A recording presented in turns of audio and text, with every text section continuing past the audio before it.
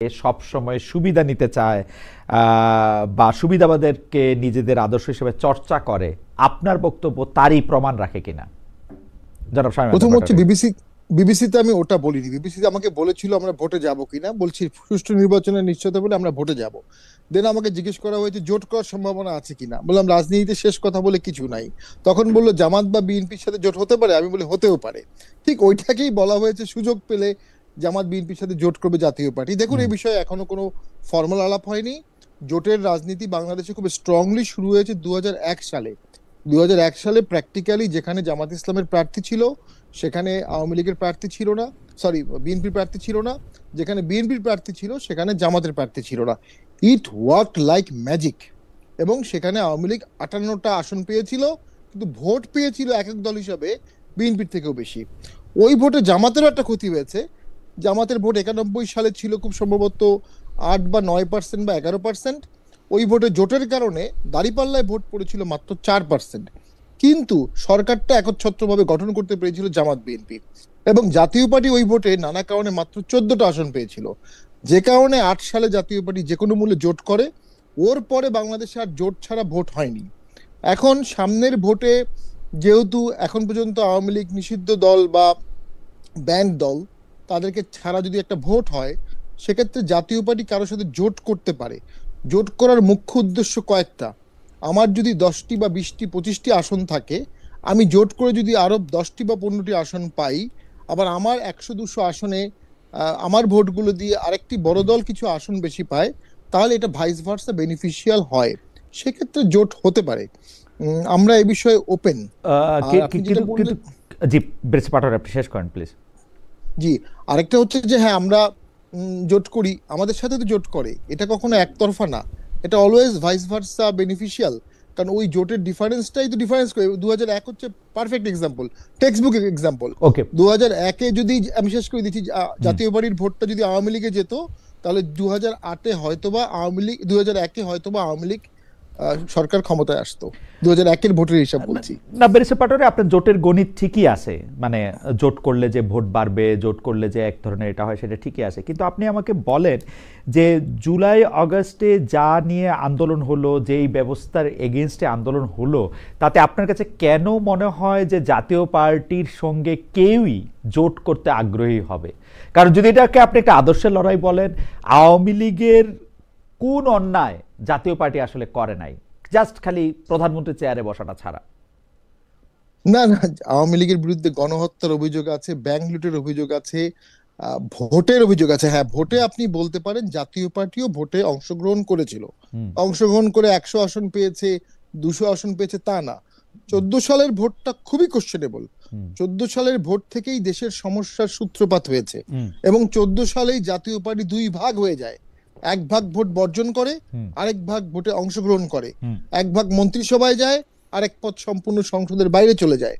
এবং সেই ধারাটার কারণেই পরবর্তী রাজনীতিটা ডিকটেট করত জাতীয় পার্টির আওয়ামী লীগ অংশটা। এখন আপনি বলতে পারেন জাতীয় পার্টিতে এমনটা হয় কেন, বিএনপিতে তো হয় না। হ্যাঁ, এটা সত্য, জাতীয় পার্টিতে এটা হয়েছে, বিএনপিতে হয়নি। বাট 14 সালে এরশাদ ভোট বর্জন করেছিলেন, আপনি নিজেও সেই সময় একদম রিপোর্ট করেছিলেন এবং টকশোয় কথা বলেছিলেন, এবং ভারতের পররাষ্ট্র সচিব আসছিল, তার সামনেও এরশাদ বলেছেন আমি ভোটে যাব না।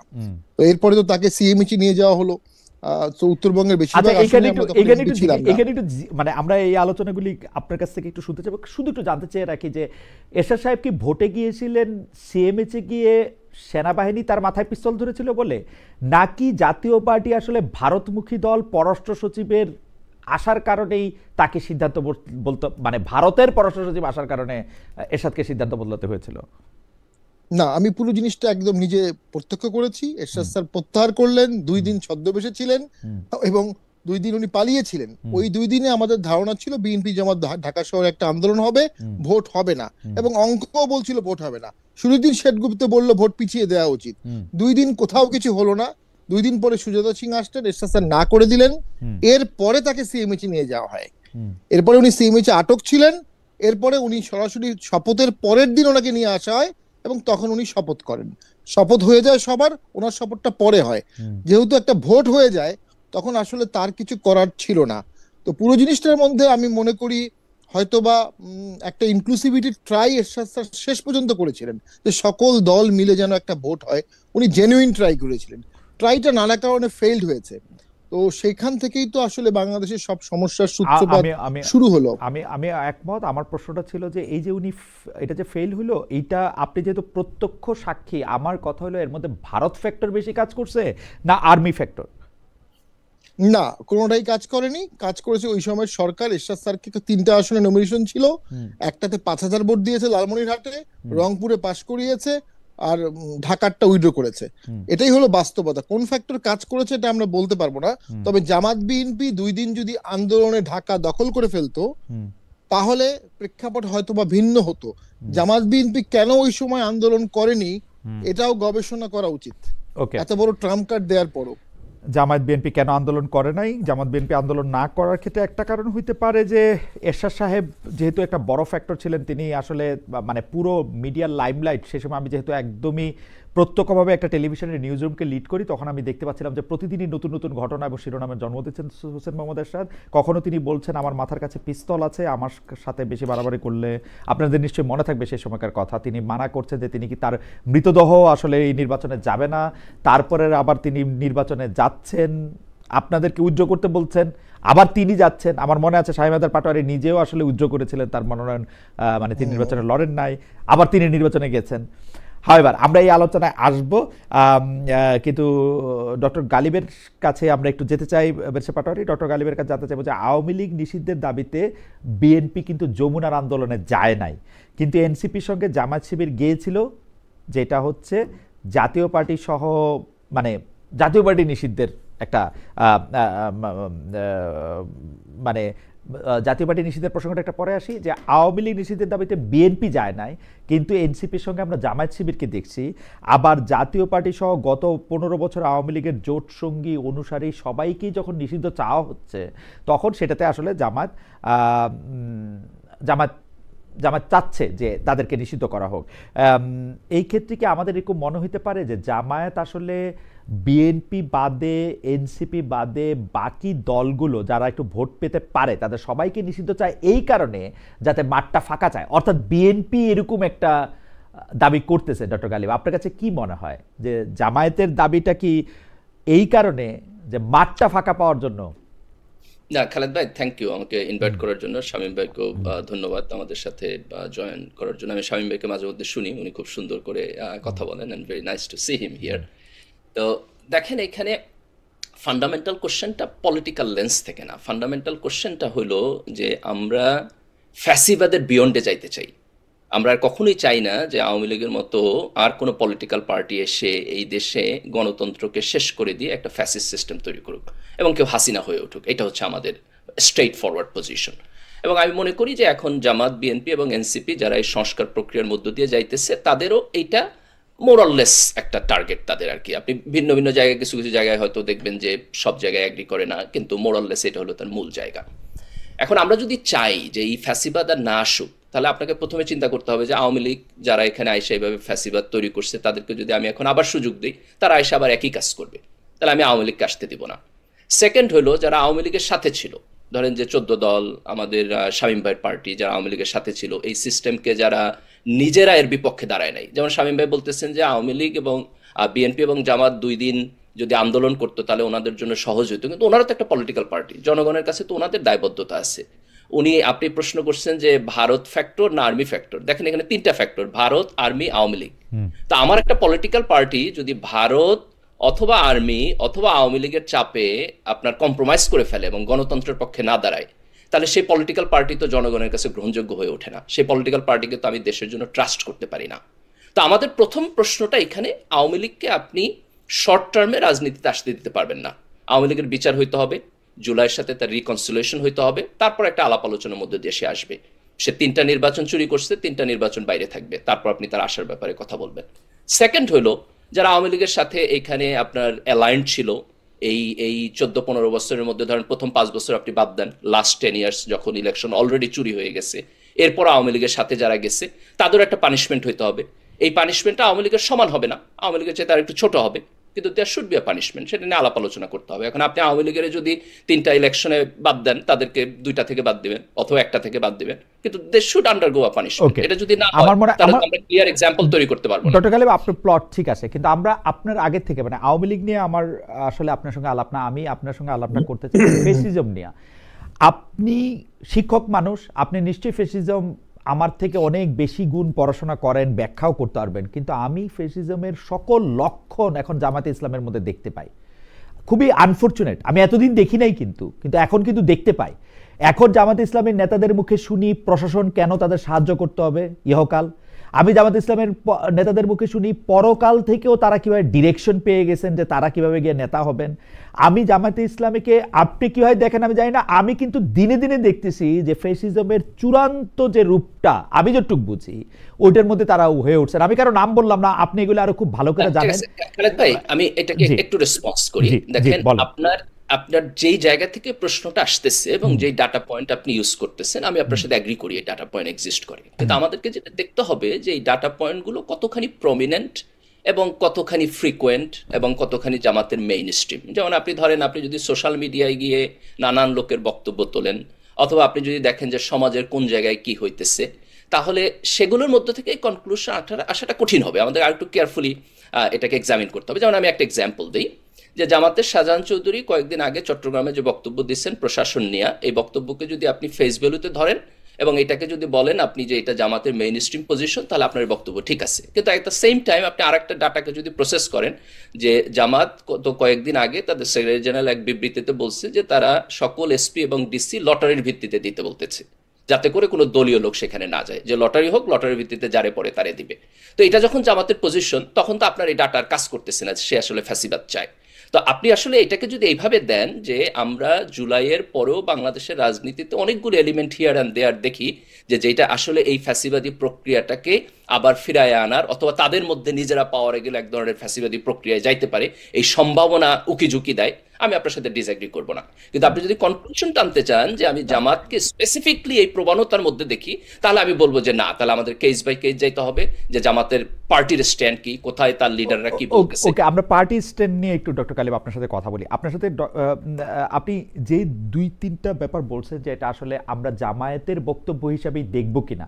এখন ধরেন আমি ডেভিলস অ্যাডভোকেট, আমাকে যদি আমি যদি বলি যে জামায়াতের এটা মেইন স্ট্রিম বক্তব্য হয়ে যেত যদি না আপনারা ফিল করতেন যে এই বক্তব্যটার একটা সোশ্যাল ব্যাকল্যাশ দেখা যাচ্ছে, এই বক্তব্যটা এত জনপ্রিয় হইতেছে না, আপনি এটাকেই মেইন স্ট্রিম বক্তব্য করতেন কেন? আমি আপনাকে বলি, আরও যেসব ঘটনাগুলি ঘটতেছে বাংলাদেশে, এটা ধর্মের নামে হোক, এটা আদর্শের নামে হোক, এটা পুরাতন আদর্শ বা ফেসিবাদকে ভাগানোর জন্য হোক, যে মুভমেন্টগুলি হইতেছে, জামায়াত কিন্তু এইটার মধ্যে কোনটারে পার্ট নিবে এবং কোনটা সমালোচনা করবে সেটা পিক এন্ড চুজ করতেছে, এবং খুব নিষ্ঠুরভাবে পিক এন্ড চুজ করতেছে। কিন্তু আপনি যদি খেয়াল করেন তাহলে আপনি দেখবেন যে ধরেন চরম, মানে আমি এমনিতে আপনার সাথে কথা বললে যেটাকে আমার চরম অন্যায় বলে মনে হয় বা আপনি যেগুলি বলেনও, সেই অন্যায়টাকেও জামাত সমর্থন করতেছে।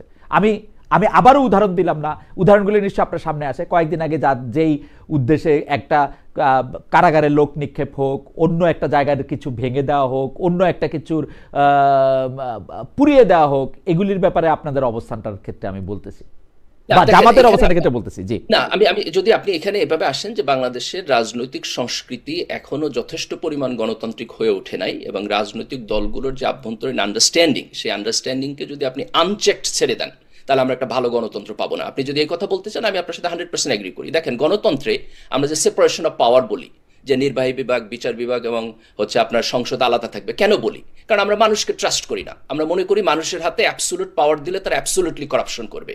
তার ফলে আমরা একটা সিস্টেম তৈরি করতে চাই, যে সিস্টেমের মধ্যে চেক অ্যান্ড ব্যালেন্স থাকতে হবে। এই কথা বিএনপির জন্য সত্য, এই কথা জামাতের জন্য সত্য। জামাত এমন কোনো ফেরেশতাদের দল না যে আপনি মনে করবেন যে তাদেরকে কোনো চেক অ্যান্ড ব্যালেন্সের মধ্যে না রাখলেও তারা আপনাকে একেবারে ধরেন 100% পারফেক্ট ইসলাম উপহার দিবে। এটা হয় না মানুষের দিয়ে।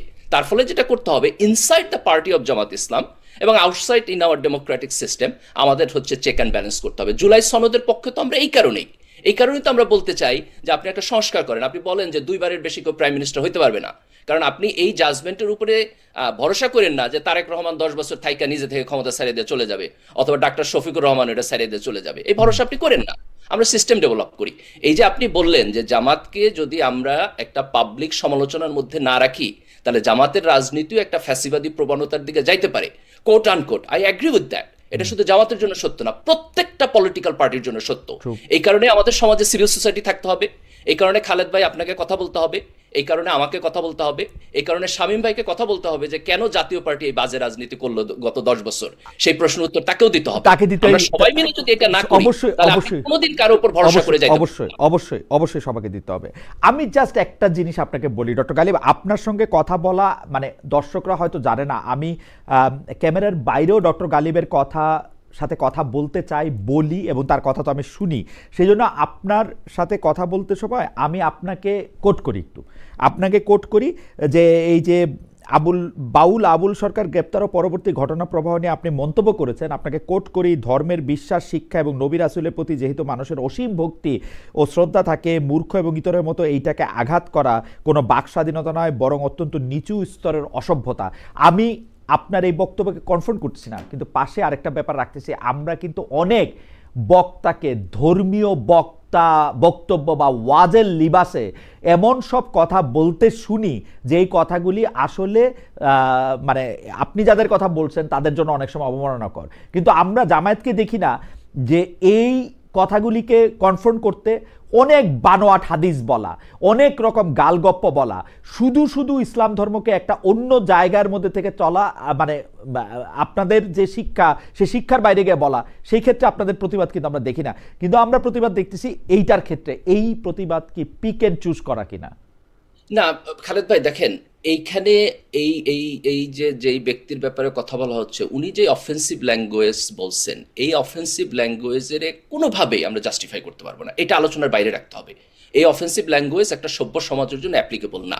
আমাদেরকে যদি আলাপ আলোচনা করতে হয় বাইরের এক্সাম্পল নিতে হবে। যেমন আমি আর একটা সুইটেবল এক্সাম্পল দিই, আপনি দেখছেন তুলি আপার বিপক্ষে একটা মামলা হয়েছে গতকালকে ধর্মীয় অনুভূতি আপনার আঘাত দেওয়ার জন্য।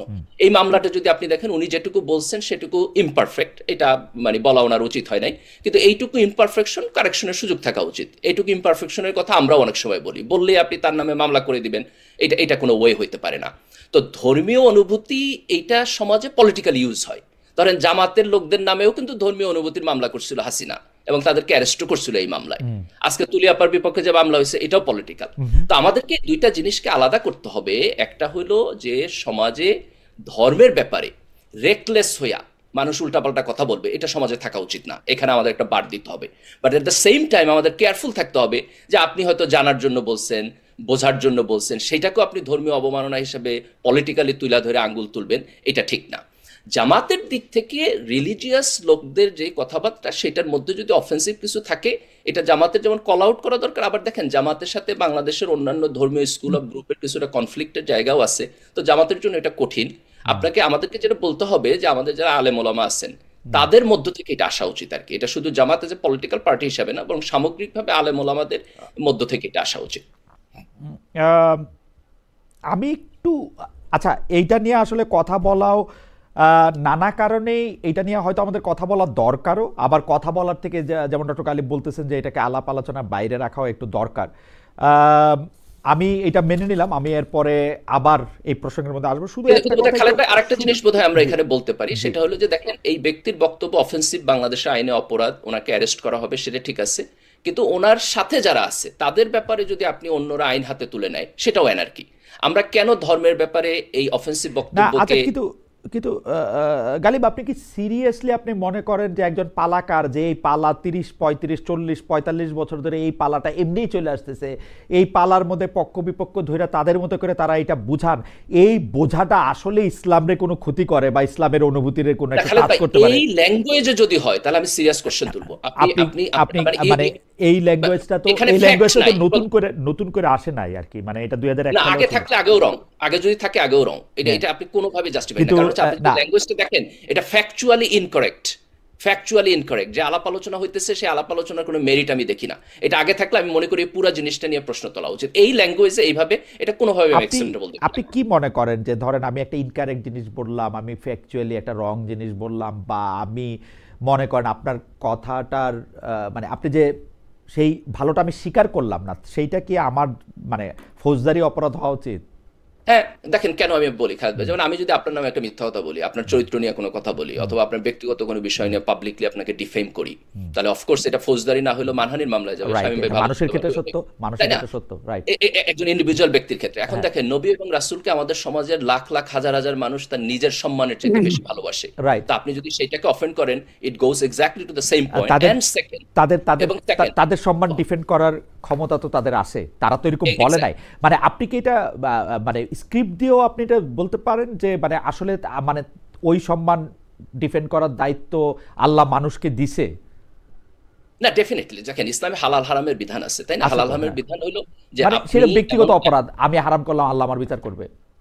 না, আপনি নবী রাসূলের ব্যাপারে এরকম অফেন্সিভ বক্তব্য বলতে পারবেন না, না, এটা সেটা সমাজে স্ক্রিপ্টে, কেওয়াস তৈরি করবে। সেটা স্ক্রিপ্টে আছে কিনা, স্ক্রিপ্টেড কিনা? না, আপনি যদি ফিকে যান, আলাপ আলোচনার মধ্যে যান, ফিকের মধ্যে একেবারে ফিকে তো ভেরি স্পেসিফিকলি এই পজিশন আছে যে আপনার রাসূল সাল্লাল্লাহু আলাইহি ওয়াসাল্লামকে কেউ যদি ইনসাল্ট করে কথা বলে, তাহলে সেই ইনসাল্ট করে আপনার কথা কাছে বলে তার ওই ঈমানের ব্যাপারে প্রশ্ন হয়। আপনার কাছে ওই ভিডিওটা দেখে মনে হয়েছে যে তিনি মহানবীকে না, ইনসাল্ট আমি করতেছেন, এই ল্যাঙ্গুয়েজ নিতে পারি না। তিনি ডেফিনেটলি দেখেন, মহানবীকে ইনসাল্ট করতেছেন, এটা মনে হয়েছে কিনা? এক্স্যাক্টলি আমার কাছে এটা মনে হয়েছে ডেফিনেটলি। কিন্তু ওকে, আমি দেখেন, আমি হচ্ছে, আপনি যদি ধর্মের ব্যাপারে একাডেমিক আলাপ আলোচনা করতে চান, ফিলোসফিক্যাল আলাপ আলোচনা করতে চান, আমি মনে করি সমাজে সে পরিবেশ থাকা দরকার। কিন্তু আমি সমাজের মধ্যে যে সমস্ত লোকদেরকে অত্যন্ত নিচু এবং ইতর স্তরের শব্দ দিয়ে এটাকে আপনার আঘাত করার যে প্রবণতা বিভিন্ন জায়গায় দেখি, এটার ব্যাপারে আমি খুবই ডিস্টার্ব। আমি এইটাকে স্বাধীনতা দিতে ইন্টারেস্টেড না। আমার কাছে মনে হয় যে এটা স্বাধীনতার ব্যাপার না। আমার কাছে মনে হয় যে আমি যতদূর বুঝি, আমার কাছে মনে হয় যে গালাগালি, মিথ্যা কথা, এগুলির আয়ু খুব কম, এগুলির ব্যাপ্তিও খুব কম। মানে এটা 1400 বছর ধরে চলে আসতেছে বা 2000 বছর ধরে চলে আসতেছে, ভালো লোকদের, মহান লোকদের গালাগালি করা। গালাগালি বা মিথ্যাও যদি হয়, সেইটার ক্ষেত্রে সেটা যায় না।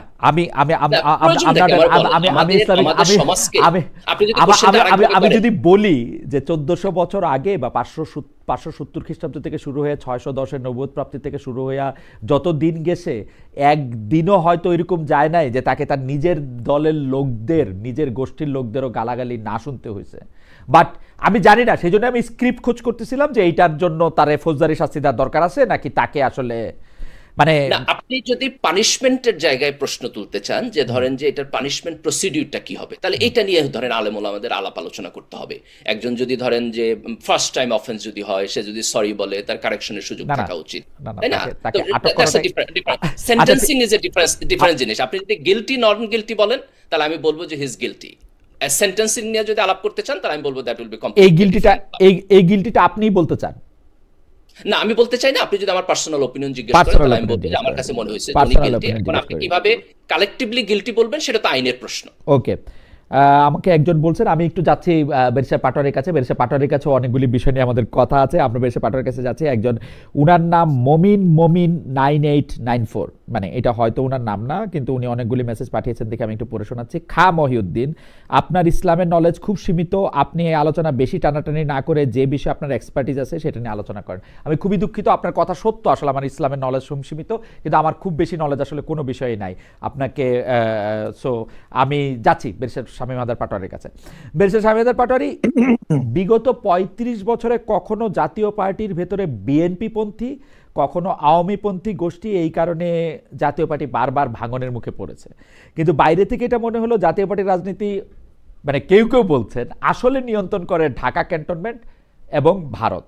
যেমন আমরা যদি বলি জিএম কাদর ভারতপন্থী গোষ্ঠীকে নেতৃত্ব দিচ্ছেন, আমাদের বলতে হবে ব্যারিস্টার আনিসুল ইসলাম মাহমুদ বরাবরের মতো সামরিক গোয়েন্দা বলয়ে থেকে রাজনীতি করছেন। এ পর্যবেক্ষণের সাথে আপনি একমত হবেন কিনা?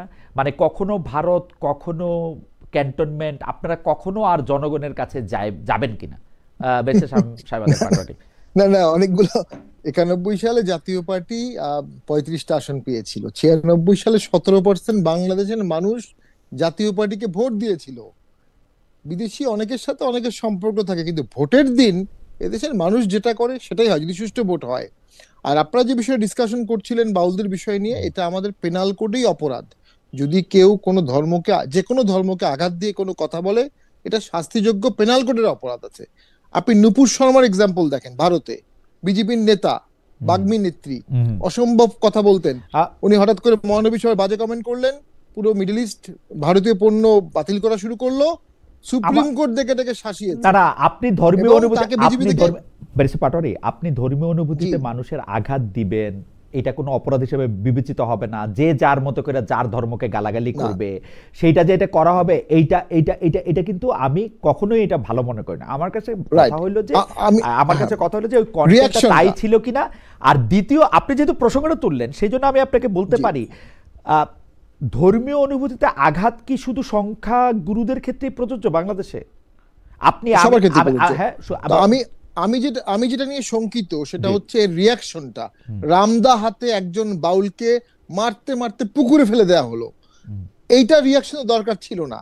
আপনি মামলা করতে পারেন, পুলিশ মামলা নিবে, অ্যারেস্ট করবে, দ্যাটস অল। সমস্যাটা ওইখানে হয়ে যাচ্ছে। ঠিক ওই জায়গায় জিনিসটা আর আইনের মধ্যে থাকছে না, ব্যাখ্যার মধ্যে থাকছে না, একটা আবেগ ক্ষোভের মধ্যে চলে যাচ্ছে। গত 1-1.5 বছরে অনেকগুলো মাজার ভাঙা হয়েছে, অনেকগুলো লাশ পুড়িয়ে দেওয়া হয়েছে, 2-4টা বেশ কয়েকটা। এই ঘটনাগুলো খুব ইঙ্গিতবাহী এবং এটা জামাতকেও খুব সতর্কতার সাথে দেখতে হবে। কারণ জামাত যখন নেক্সট ইলেক্টেড গভর্নমেন্টে যে ফরম্যাটে থাকবে, এই দায়গুলো কিন্তু জামাতের উপর না যাবে না, না, আপনি নেওয়া জামাতের হবে। উপরে যেহেতু দায় তারা- দিচ্ছেন বেরসে পাটোয়ারি, জামাতের উপরে হ্যাঁ, দায় দিচ্ছেন, কিন্তু না, আমার কিন্তু জামায়াতের রাজনীতি আমি পর্যবেক্ষণ করি।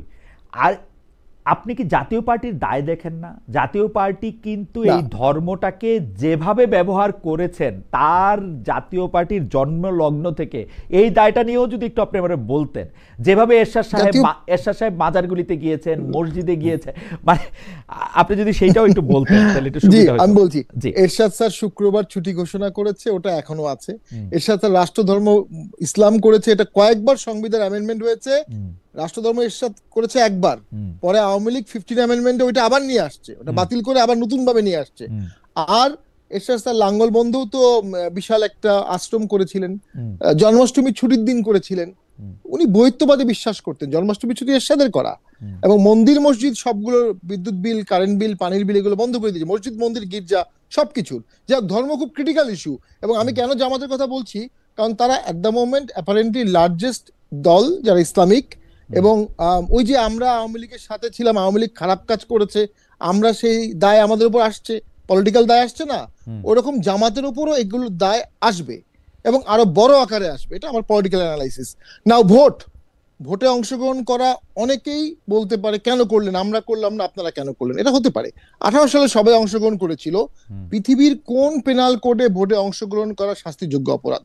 আমরা এটা দায় কিছু আছে, আমি অস্বীকার করছি না, আমাদের কিছু দায় অবশ্যই আছে, স্বীকার করতে হবে। বেরসে পাটোয়ারি, না। আপনি পেনাল কোডে গেলে আপনার সাথে তো আর কথা কয়ে পারবো না, কিন্তু আপনি আপনার কোডে বলেন, হায়দারি পাটোয়ারি কোডে আপনি ঠিক কাজ করছিলেন কিনা? না, আমি এখন নির্বাচনের কোর্টে বলছি। জি। নির্বাচনের কোথায় বলা আছে আপনি ভোটে অংশগ্রহণ করলে পরবর্তী ভোটে অংশগ্রহণ করতে পারবেন না? নির্বাচন যে আরপিও আছে আমাদের, কোথায় আছে? এটা পলিটিক্যালি অনেকে আমাদের পারবেনি। কিন্তু আওয়ামী লীগ যেখানে 2018 সালে এই নির্বাচনটা করার পর 2024-এর নির্বাচনটাতে আপনারা কোন মুখে গেলেন পাটোয়ারি? এটা নিয়ে আপনার সঙ্গে আমার বহুবার কথা হয়েছে। এইটা কি এই ইলেকশনটাতে যাওয়া মানে আওয়ামী লীগকে এক ধরনের লেজিটিমেসি দেওয়া? না, এটা না শামীম ভাই, আপনারা তো গভর্নমেন্টও ছিলেন, তাই না? হ্যাঁ, 14 থেকে 18 আমাদের একটা অংশ গভর্নমেন্টে ছিল। দেখুন, এখন আসেন নির্বাচনে অংশগ্রহণ করা নিয়ে। রাইট। 86 ভোটে বিএনপি বয়কট করলো, ভোটে গেলেন শেখ হাসিনা আর গেলেন জামাত ইসলামী। 86-তে সে ভোটটা বিএনপির চোখে ন্যাক্কারজনক ভোট। আর 194 দিন কেয়ারটেকার গভর্নমেন্টের জন্য আন্দোলন করলো, জামাত করেছে, জামাতের আইডিয়া কেয়ারটেকার গভর্নমেন্ট, ভালো আইডিয়া, সেটা আওয়ামী লীগ অ্যাডপ্ট করেছে জাতীয় পার্টি। 194 দিন আন্দোলনের পরে 15ই ফেব্রুয়ারি একটা সম্পূর্ণ বাকওয়াস ইলেকশন করলো বিএনপি, করে আবার একটা অ্যামেন্ডমেন্ট করে সংসদ ভেঙে দিল। তা খারাপ ইলেকশন কে করে নাই?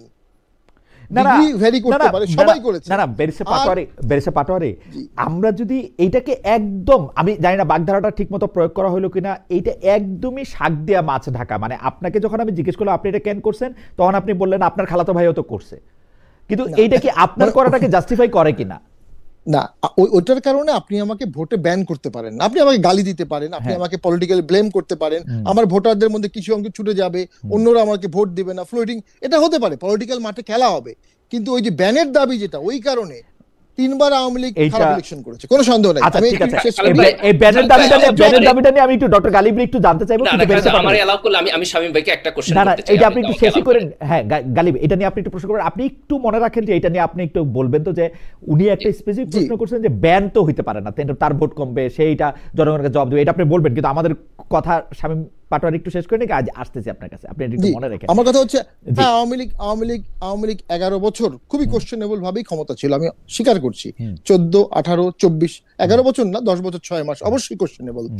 এখন এই জন্য আপনি 3টা ভোট বা 2টা ভোট আওয়ামী লীগকে বাদ দিবেন, সাথে জাতীয় পার্টিকেও বাদ দিবেন, এরকম একটা আমরা কথা শুনি। 3 গেছে 3 যাবে। তাহলে আওয়ামী লীগকে যে গ্রেনেড মারা হয়েছিল 21শে আগস্ট, তাহলে কি জামাত বিএনপিকেও 21শে আগস্টের মতো গ্রেনেড মারতে হবে? বিএনপির আমলে 63 জেলায় বোম ফুটেছিল, তাহলে আবার কি 63 জেলায় বোম ফুটাতে হবে?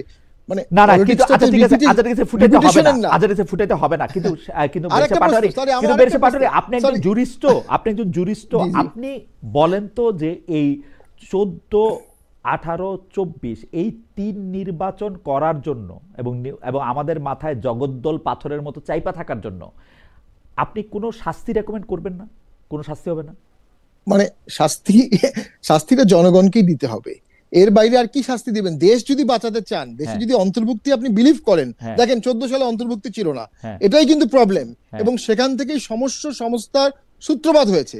72 সংবিধানে ধর্মভিত্তিক রাজনীতি বন্ধ করে দিয়েছে, ওখান থেকে সূত্রপাত হয়েছে, কারণ অন্তর্ভুক্তি ছিল না।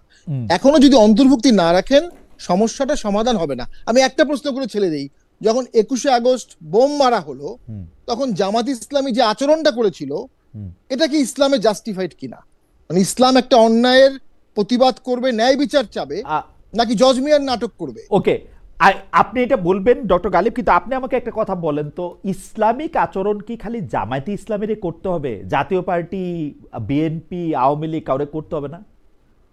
ইসলামের স্পিরিট সবাইকেই নিতে হবে, কিন্তু জাতীয় ইসলামিক স্পিরিটে আপনি 3টা উদাহরণ দিলেন, শুক্রবার ছুটি করছে, ইসলাম ধর্ম রাষ্ট্র করছে, আর কোন ভাবে ইসলামরে অনুসরণ কইরা একটা মানে যেটাকে বলে হচ্ছে যে আপনি তো অন্যায়কারীর সাথে থাকতে পারবেন না, আপনি তো যে চোর তার সাথে থাকতে পারবেন না, আপনি চোরের সাথে শুধু থাকেনই নাই, সে চোরকে মহান বানাইছেন, এটা কেমনে সম্ভব? দেখুন, একটা বাস্তবতা হলো খালেদ ভাই, আমি যেটা অনুভব করছি বাংলাদেশে থেকে ঘুরে ফিরে, এবং মহাসচিব হওয়ার পরে সব জেলার খবর আসে, দেশে ইসলামাইজেশনের একটা নীরব বিপ্লব হয়ে গেছে। এই 8 সাল থেকে 24 সাল পর্যন্ত আওয়ামী লীগের যারা ইয়াং কিশোর বালক, তারা যুবক হয়েছে আওয়ামী লীগের খারাপ কাজ দেখে দেখে। তারা আওয়ামী লীগের কাজটার কারণেই সেটাকে ইন্ডিয়ারও খারাপ কাজ ভেবেছে, অ্যান্টি ইসলাম কাজও ভেঙেছে, এবং তারা ইসলামের দিকে ধাবিত হয়েছে, রাইট অর রং, কিন্তু তাদের মধ্যে একটা Islamic political party, Islamic political চেতনা চরম ভাবে আসছে। এটা তো কোনো অন্যায় কিছু না, ডেমোক্রেটিক্যালি আসছে, যেটা আপনার ছাত্র সংসদ নির্বাচনও দেখতে পাচ্ছি আমরা। কিন্তু প্রবলেমটা হলো যে এটার সাথে 71-এর একটা কনফ্লিক্ট তৈরি হয়ে যায় অনেক সময়। তো ভবিষ্যৎ বাংলাদেশ কিন্তু শার্প দুভাগে ভাগ হয়ে যাবে, একটা হবে প্রো 71 মোরাললেস, আরেকটা হবে অ্যান্টি, আমি শেষ করে দিচ্ছি, অ্যান্টি 71। এইখানে বিএনপির মতো মধ্যপন্থার দলগুলো খুব ডিফিকাল্টি ফেস করবে, দেখা যাবে জামাত এবং আওয়ামী লীগই আবার স্ট্রংলি দুটো পক্ষ লিড করবে, এটা সম্ভাবনা কিন্তু আছে। আমি বেরসে পাটোয়ারি একটা কথা বলে রাখি, আমি আপনার এই বক্তব্যের সাথে আমি একমত না। বাংলাদেশে ইসলামাইজেশন হয় নাই, বাংলাদেশের তরুণরা ইসলামিক রাজনীতির দিকে গেছে, সেটা আমি মানি না। এটা আমি তখনই মানবো যখন আমি দেখবো বাংলাদেশের লোক ঘুষ খায় না, বাংলাদেশের লোকজন অন্যায় করে না, মিথ্যা কথা বলে না। এইটাকে যে ইসলামাইজেশন বলে, এই ইসলাম আমি মানি না। এই মুখে আমাকে 2টা গালি দিয়া 4টা এটা করে এটার মধ্যে ইসলাম প্রতিষ্ঠিত না। যেদিন থেকে বাংলাদেশে মানুষ বলতে পারবে যে আমি ঘুষ খাই না, আমি টেন্ডারবাজি করি না, আমি অন্য জায়গায় কোনো অন্যায় করি না, তখন আমি বুঝবো যে এর মধ্যে ইসলামাইজেশন হয়েছে। যেহেতু এটা ইসলামাইজেশন না, সেহেতু এটা টিকবে না, এটা পলিটিক্যাল ইসলাম, এটার মধ্যে ঝামেলা হবে। দেখি আমি একটু ডক্টর গালিবের কাছে যাই। ডক্টর গালিবরে আমি 2টা পয়েন্ট একটু নোট করতে বলছিলাম, ডক্টর গালিব নিশ্চয়ই নোট করছেন। ডক্টর গালিব, আপনার কাছে আসার আগে আমি একটু দর্শকদের কাছে জানতে চাইছিলাম যে শেখ হাসিনাকে ফেরত চেয়ে বাংলাদেশের চিঠি পরীক্ষা করছে ভারত, বলেছেন দেশটির পররাষ্ট্র মন্ত্রণালয়ের মুখপাত্র রণদীপ জয়সওয়াল। দর্শকদের কাছে জানতে চেয়েছি, প্রিয় দর্শক, ইউনূস সরকার এভাবে হাসিনাকে ফেরাতে পারবেন বলে মনে করেন কিনা? শতকরা 17% মনে করেন পারবেন, 83% মনে করেন পারবেন না। 16,000 দর্শক ভোট দিয়েছেন। ডক্টর গালিব, এইটার মধ্যে 2টা প্রশ্ন। একটা প্রশ্ন তো হচ্ছে ব্যান কেন করা, আর অন্তর্ভুক্তি না করলে ভবিষ্যতে আরো ঝামেলা তৈরি হইতে পারে কিনা? দেখেন, অন্তর্ভুক্তি আপনি কাকে নিয়ে করবেন? অন্তর্ভুক্তি করবেন যে আপনার পলিটিক্যাল প্রসেসের পার্ট, তাই না? যে পলিটিক্যাল প্রসেসটাকে শেষ করে দিয়ে নিজে ফ্যাসিস্ট হয়ে গেছে, আপনারে গুম করছে, খুন করছে, আপনারে মাইরা ফেলছে, তত্ত্বাবধায়ক সরকার ব্যবস্থা বাদ দিয়া 3টা ইলেকশন চুরি করছে, এবং সে একই জায়গায় আছে, সে এখনো মনে করে যে সেই বৈধ কাজ করছে। জুলাই গণ অভ্যুত্থান হচ্ছে একটা সন্ত্রাসী ঘটনা, আপনি দেখেন এখনো সে হচ্ছে আপনার বাসে আগুন দেয়। তো এই রাজনীতিকে আপনি কিভাবে জায়গা দিবেন? এই রাজনীতিকে তো আপনার জায়গা, মানে আওয়ামী লীগ যদি একটা ক্রিমিনাল এন্টারপ্রাইজ হয় তাহলে তো আপনি তাকে স্পেস দিতে পারবেন না। আওয়ামী লীগ যদি পলিটিক্যাল এন্টারপ্রাইজ হয় তাহলে আপনি তার ব্যাপারে কথা বলতে পারবেন। তো এখন আওয়ামী লীগের বিচার শেষ করার আগে আমি তো মনে করি না যে আওয়ামী লীগ একটা পলিটিক্যাল ইনস্টিটিউশন, এটা তো একটা ক্রিমিনাল ইনস্টিটিউশন, যারা হচ্ছে একটা আপনার গণতন্ত্র বাদ দিয়ে মানে একটা বিচারের মাধ্যমে একটা শুদ্ধিকরণ হইতে হবে, বিচারের মাধ্যমে একটা এক্স্যাক্টলি শুদ্ধিকরণ। ওকে, শুদ্ধিকরণ এক্স্যাক্টলি। আর শামীম ভাই যে প্রশ্নটা লিগালি তুলতেছেন, এটা তো লিগাল মামলা না যে হচ্ছে আমি আগের ইলেকশনে গেছি বলে এখনকার ইলেকশনে যাইতে পারবো না। মামলাটা হলো যে আপনারা ফ্যাসিবাদের সাথে ছিলেন। শামীম ভাই, আমি আপনাকে একটা কোশ্চেন করতে চাই, সেটা হলো যে আপনি যেটা বলছিলেন যে কিছু লোক হয়তো জাতীয় পার্টির ভোট দিবে না, কিছু লোক গালাগালি করবে, এই কিছু লোকের মধ্যে আপনি নাই কেন? আপনি কেন চিন্তা করলেন না যে জাতীয় পার্টি যে কাজটা করছে এটা ভুল, এই জাতীয় পার্টি করা যায় না? What's your own reasoning? আচ্ছা, আমি ব্যারিস্টার পাটোয়ারির কাছে যাব। ডক্টর গালিব, আপনি ধরেন জামায়াতকে যে সমর্থন করেন, জামায়াতের কাজকে 100% ঠিক হচ্ছে মেনেই আপনি করেন, বা এখন পর্যন্ত যত জামাত ইসলামী 71 সাল থেকে যখন আপনি করেন, তো সেই একই কারণে পাটোয়ারি করেন জাতীয় পার্টি? না, এখন দেখেন, এক্স্যাক্টলি আপনার উত্তর ঠিক আছে খালেদ ভাই। তো এখানে ইস্যুটা হলো যে কিছু কিছু অপরাধ এত বড় হয়ে যায় যে অপরাধটা থাকলে পরে আপনি আপনার পজিশন হচ্ছে আপনি রিনিউ করবেন। তো অপরাধ একটা পর্যায়ে থাকতে পারে মাইনর ইস্যু, যে ওকে আমি এইটুকু ইগনোর করতে পারি, যে এইটুকু ডিসএগ্রি করে বাকিটা করি। কিন্তু আপনার যদি 60% ভুল হয়, 40% রাইট হয়, তাহলে তো আপনি থাকতে পারবেন। রাজনীতির রাইটটা কোনটা আমি তো এটা বুঝি না। রাজনীতির রাইটটা কোনটা সেটা আপনি আমাকে বলেন, কিন্তু আমি পাটোয়ারিকে সংসদে শেখ হাসিনার সামনে দাঁড়ায় শেখ হাসিনার যেই সরকারের সকল কিছুর যেভাবে নিন্দা উনি করছেন, টক শোতে গিয়ে উনি যেভাবে কথা বলছেন, তারপরেও কি আপনার মনে করেন, আপনার কি ভাল লাগবে শামীমা পাটোয়ারিকে ইলেকশন করতে আপনি দিচ্ছেন না? এটা আপনি জাস্টিফাইড মনে করেন? না, আমি দেখেন, আমি ব্যক্তিগতভাবে ওনার ব্যাপারে আমার কোনো নাই। না, জামাত ইসলামীর কি এই অবস্থাটা ঠিক আছে যে পাটোয়ারি বা পাটোয়ারির মতো এরকম আরো আছেন কিন্তু কয়েকজন যারা জাতীয় পার্টি করলেও, আমি বলতেছি আর কি, আপনি ইনসাফের খাতিরে আপনি আমারে বলেন। এখন দেখেন, আমার পার্সোনাল পজিশন, আমি আমার পার্সোনাল পজিশন হলো আমি যেটা চাই, আই ওয়ান্ট অ্যান এক্সাম্পল যে আওয়ামী লীগের ফ্যাসিবাদের সাথে যারা ছিল তাদের একটা পানিশমেন্ট হইতে হবে, যে পানিশমেন্টের মধ্য দিয়ে এই দেশের রাজনীতিতে একটা এক্সাম্পল তৈরি হবে, যে যারা বুঝবে যে আমি গণতান্ত্রিক প্রক্রিয়ার বাইরে চলে গেলে দ্যাট উইল নট গো আনপানিশড। এবং এটাতে যদি 2-4 জন ভালো লোকের কিছুটা ক্ষতিগ্রস্ত হয়, আমি মনে করি এটা মাইনে নেওয়াই আমাদের জাতীয় ইন্টারেস্টের জন্য ভালো। ফেসিবাদের সঙ্গে ছিল, এটা সংজ্ঞায়ন হচ্ছে জাতীয় পার্টি করলেই ফেসিবাদের সঙ্গে ছিল, আওয়ামী লীগ করলেই ফেসিবাদের সঙ্গে ছিল। না খালেদ ভাই, আপনি যদি আমি মূলনীতি বললাম, এই মূলনীতিতে যদি ডেফিনেশনে জাতীয় পার্টি না পড়ে আপনি বাদ দিয়ে দিবেন, কোনো সমস্যা নাই। আপনি মূলনীতি এগ্রি করেন, তারপরে বলেন যে একটা আলাপ আলোচনার ফ্রেমওয়ার্কের মধ্যে দিয়ে আমরা এটা ঠিক করব। আমি জাতীয় পার্টির স্পেসিফিক বক্তব্য দিতে চাই না, আমি শুধু বলতে চাই যে আপনি আওয়ামী লীগকে নির্বাচনে আনতে পারবেন না, কারণ আওয়ামী লীগ এখনো ফ্যাসিবাদের মধ্যে আছে, এবং আওয়ামী লীগের ফ্যাসিবাদকে যারা স্ট্রংলি সহযোগিতা করছে আপনি তাদেরকে মাপা কিছু লোককে বাদ দিবেন, just to make an example. Just asking, এই ক্ষেত্রে কি আমরা এই দায়িত্বটা জনগণের কাছে দিতে পারি না, তাই না? যেমন কেন আমি এই কথা বলতেছি গালিব, আমি বলি, সেইটা হচ্ছে 2023-এর অক্টোবরে একবার আমি মানে ওপেন বলছিলাম যে শেখ হাসিনার যদি সাহস থাকে শুধু চেয়ারটা ছাইরে শেখ রেহানাকে প্রধান নির্বাচন কমিশনার বানায় ইলেকশন দেন, দেখি কয়টা আসনে জিতে আসেন। মানে আমার কথা হইল, জনগণ দিয়া প্রত্যাখ্যাত হওয়ার বা জনগণ তাদেরকে প্রত্যাখ্যান করার যে সুযোগটা গণতন্ত্রের আছে, সেইটা কি আমরা নিতে রাজি না? মানে ব্যাপারটা কি এরকম না? এখানে দুইটা জিনিস, একটা হলো যে এক পর্যায়ের অপরাধ আছে, যে পর্যায়ের অপরাধ হলে আমরা তাকে জনগণের কাছেই পাঠাই না। যেমন ধরেন একজন লোক দুর্নীতির কারণে অভিযুক্ত হইলো এবং সর্বোচ্চ আদালত থেকে পানিশমেন্ট হইলো, আপনি তার ব্যাপারে আর্গুমেন্ট করেন না যে আমি তাকেও নির্বাচন করতে দিব, দেখি জনগণ ভোট দেয় কিনা, বরং আপনি কিন্তু এই আর্গুমেন্ট করেন যেহেতু সে কনভিক্টেড, সে ইলেকশন করতে পারবে না। ধরেন একজন ঋণ খেলাপি, তার ব্যাপারে কিন্তু আপনি এই আর্গুমেন্ট করেন না যে সে ঋণ খেলাপি, সো হোয়াট, পিপল ডিসাইড। আচ্ছা ঠিক আছে, এটা ব্যক্তির ক্ষেত্রে যেমন ঠিক, এটা কি দলের ক্ষেত্রেও ঠিক? আমি মানি যাদের ব্যক্তিগত অপরাধ আছে তারা ইলেকশন করতে পারবে না, কিন্তু দলই নামতে পারবে না, দলই কিছু বলতে পারবে না, আওয়ামী লীগের কথা মুখ দিয়েই বলা যাবে না। আমি আওয়ামী লীগের কথা বললে আমিও আওয়ামী লীগের দোষর হয়ে যাব, আমার নামে হাজার আমি ফর ইনফাইনাইট টাইমের জন্য মনে করি না, কিন্তু একটা টাইম বিং আমি মনে করি এটা আমাদের গণতন্ত্রের জন্য জরুরি। কারণ আপনি যদি এখনই আওয়ামী লীগকে ইনরোড দেন, তাহলে আওয়ামী লীগ এখানে আইসা আবার কেওয়াস তৈরি করবে, কারণ সে তো আপনার এগেইনস্টে সন্ত্রাস করবে আবার। এই গেমের মধ্যে যাওয়ার কোনো মানে আপনি মনে করতেছেন ওকে যদি আপনি রেজিস্ট্রেশনের বাইরে রাখেন তাহলে আর ও কেওয়াস করবে না, সন্ত্রাস তৈরি করতে পারবে না? আপাতত পারবে না, কারণ ওকে, আপনি যদি তাকে নির্বাচনের বাইরে রাখেন, দেখেন আপনি সব নির্বাচনের পলিটিক্যাল বাইরে রাখলে আপনি আর এটা করতে পারবেন না, আপনি এরকম মনে করছেন। হ্যাঁ, ঠিক আছে, দেখেন আপনার বক্তব্য পরিষ্কার। আওয়ামী লীগের পলিটিক্যাল সাপোর্ট লেস দ্যান 10%। এই 10%ও আপনার পোলগুলো যদি এখন দেখেন, আগামী নির্বাচনে এই 10% এদিক ওদিক ভাগ হয়ে যাবে। আপনি যদি আওয়ামী লীগের বিচার করেন, একটা নির্দিষ্ট সময় সে বাইরে থাকে, তাহলে এর মধ্য দিয়ে বাংলাদেশ একটা নতুন পলিটিক্যাল তাহলে ল্যান্ডস্কেপ ও হবে। কেওসটা আর করবে না, যে কেওসটা আপনি ধারণা করতেছেন যদি ওর ইলেকশনে না, আনেন তাহলে আমি দিতে মনে করি পারবে। আপাতত আচ্ছা, কিন্তু আপনি তাকে ইনফাইনাইট টাইম বাইরে রাখার পক্ষে না। আমি মনে করি বিচারের আপনি পরে আপনার রিকনসিলিয়েশন শুরু করতে মোটামুটি হবে। 3টা নির্বাচন বাইরে রাখার ব্যাপারে পরিষ্কার। ব্যারিস্টার পাটোয়ারি আপনার দিকে একটা প্রশ্ন ছুড়ে দিয়েছিলেন, সেটি হচ্ছে যে জামাতে ইসলামী ওই সময় 21শে আগস্টে গ্রেনেড হামলার পরে জামাতে ইসলামের অবস্থানকে নিয়ে ইসলাম অনুমোদন করে কিনা, আপনি যদি ছোট্ট করে জবাব দেন। আমরা আসলে পাটোয়ারির সাথে কথা কম বলতেছি, আপনার সাথে কথা দেখেন, বলতে বেশি ভালো চার লাগতেছে দলীয় বলে। জোটে যখন জামাত ছিল, আমি যদি ওভারঅল তাদের পারফরমেন্স দেখি, তাদের 2 জন মন্ত্রী ছিলেন, তারা 1 পয়সারও করাপশন করেন নাই। এটা তাদের এক্সট্রাঅর্ডিনারি জিনিস ছিল। আর আপনি যদি না, তাদের কিন্তু কম্প্রোমাইজ আমার এখানে পজিশন একটা বলেন, প্রশ্ন আছে, আমার এখানে একটা না, প্রশ্ন আমি আছে, বলি একটু শেষ আমার করি এখানে একটা ভাই। প্রশ্ন, না, এখানে আমার একটা প্রশ্ন আছে। জি বলেন। বিএনপির মন্ত্রিসভায় আমি ধরে নিলাম সেই সময় 35 থেকে 40 জন লোক ছিল, এর মধ্যে করাপশন করছে কিন্তু আসলে 5-6 জন। বিএনপিরও 27-28 জন ছিল যারা করাপশন করে নাই। ট্রাস্ট না, সংখ্যাটা বোধহয় আরেকটু কম হবে, আচ্ছা, কিন্তু 22-23 জন, 17-18 হ্যাঁ, জন। জামাতের যদি ধরেন 2 জন ধরেন করাপশন না করে, 50%, 17-18 জন করে নাই, করে নাই। 50%, এটা ধরেন ব্যক্তির জন্য জামাত। করে নাই, ব্যক্তির কারণে। না, সে ঠিক আছে, কিন্তু জামাতের যেহেতু দুইজনই করে নাই, এটা জামাতের জন্য একটা পজিটিভ পয়েন্ট। আপনি ওকে, প্রশ্ন তুলতে পারেন, এই 2 জন যদি 60 হয়, তাহলেও কি তারা না করে থাকতে পারবে? That's a valid question. কিন্তু ওনারা করে নাই। কিন্তু আমি যদি ওনাদের সমালোচনা আপনি যদি নেগেটিভ পয়েন্ট করতে চান, তাহলে আমি 3টা বড় পয়েন্ট বলবো। একটা হচ্ছে বিএনপির করাপশনের ব্যাপারে ওনারা পাবলিকলি সমালোচনা করেন নাই। 2 হলো বিচারপতিদের বয়স যখন বাড়ানো হয়েছে, এন্ডোর্স করছেন, প্রতিটা কাজ এন্ডোর্স করছেন, মানে প্রতিটা পাবলিকলি কাজ করেন নাই। এন্ডোর্স আপনি যদি করছেন। এন্ডোর্স বলতে পারেন, ওকে, আই এগ্রি উইথ দ্যাট। সংসদে যখন প্রশ্ন উঠেছে, ছোট করে প্রশ্ন উঠছে, তখন প্রতিটা কাজ এন্ডোর্স করছেন। ওনারা মারা গেছেন, ওনাদের সম্পর্কে আমি কিছু বলতে চাই না, কিন্তু ওই সংসদের ওই হ্যান্ডসার যদি আপনি পড়েন, প্রতিটা কাজ এন্ডোর্স করা হয়েছে, প্রতিটা কাজ।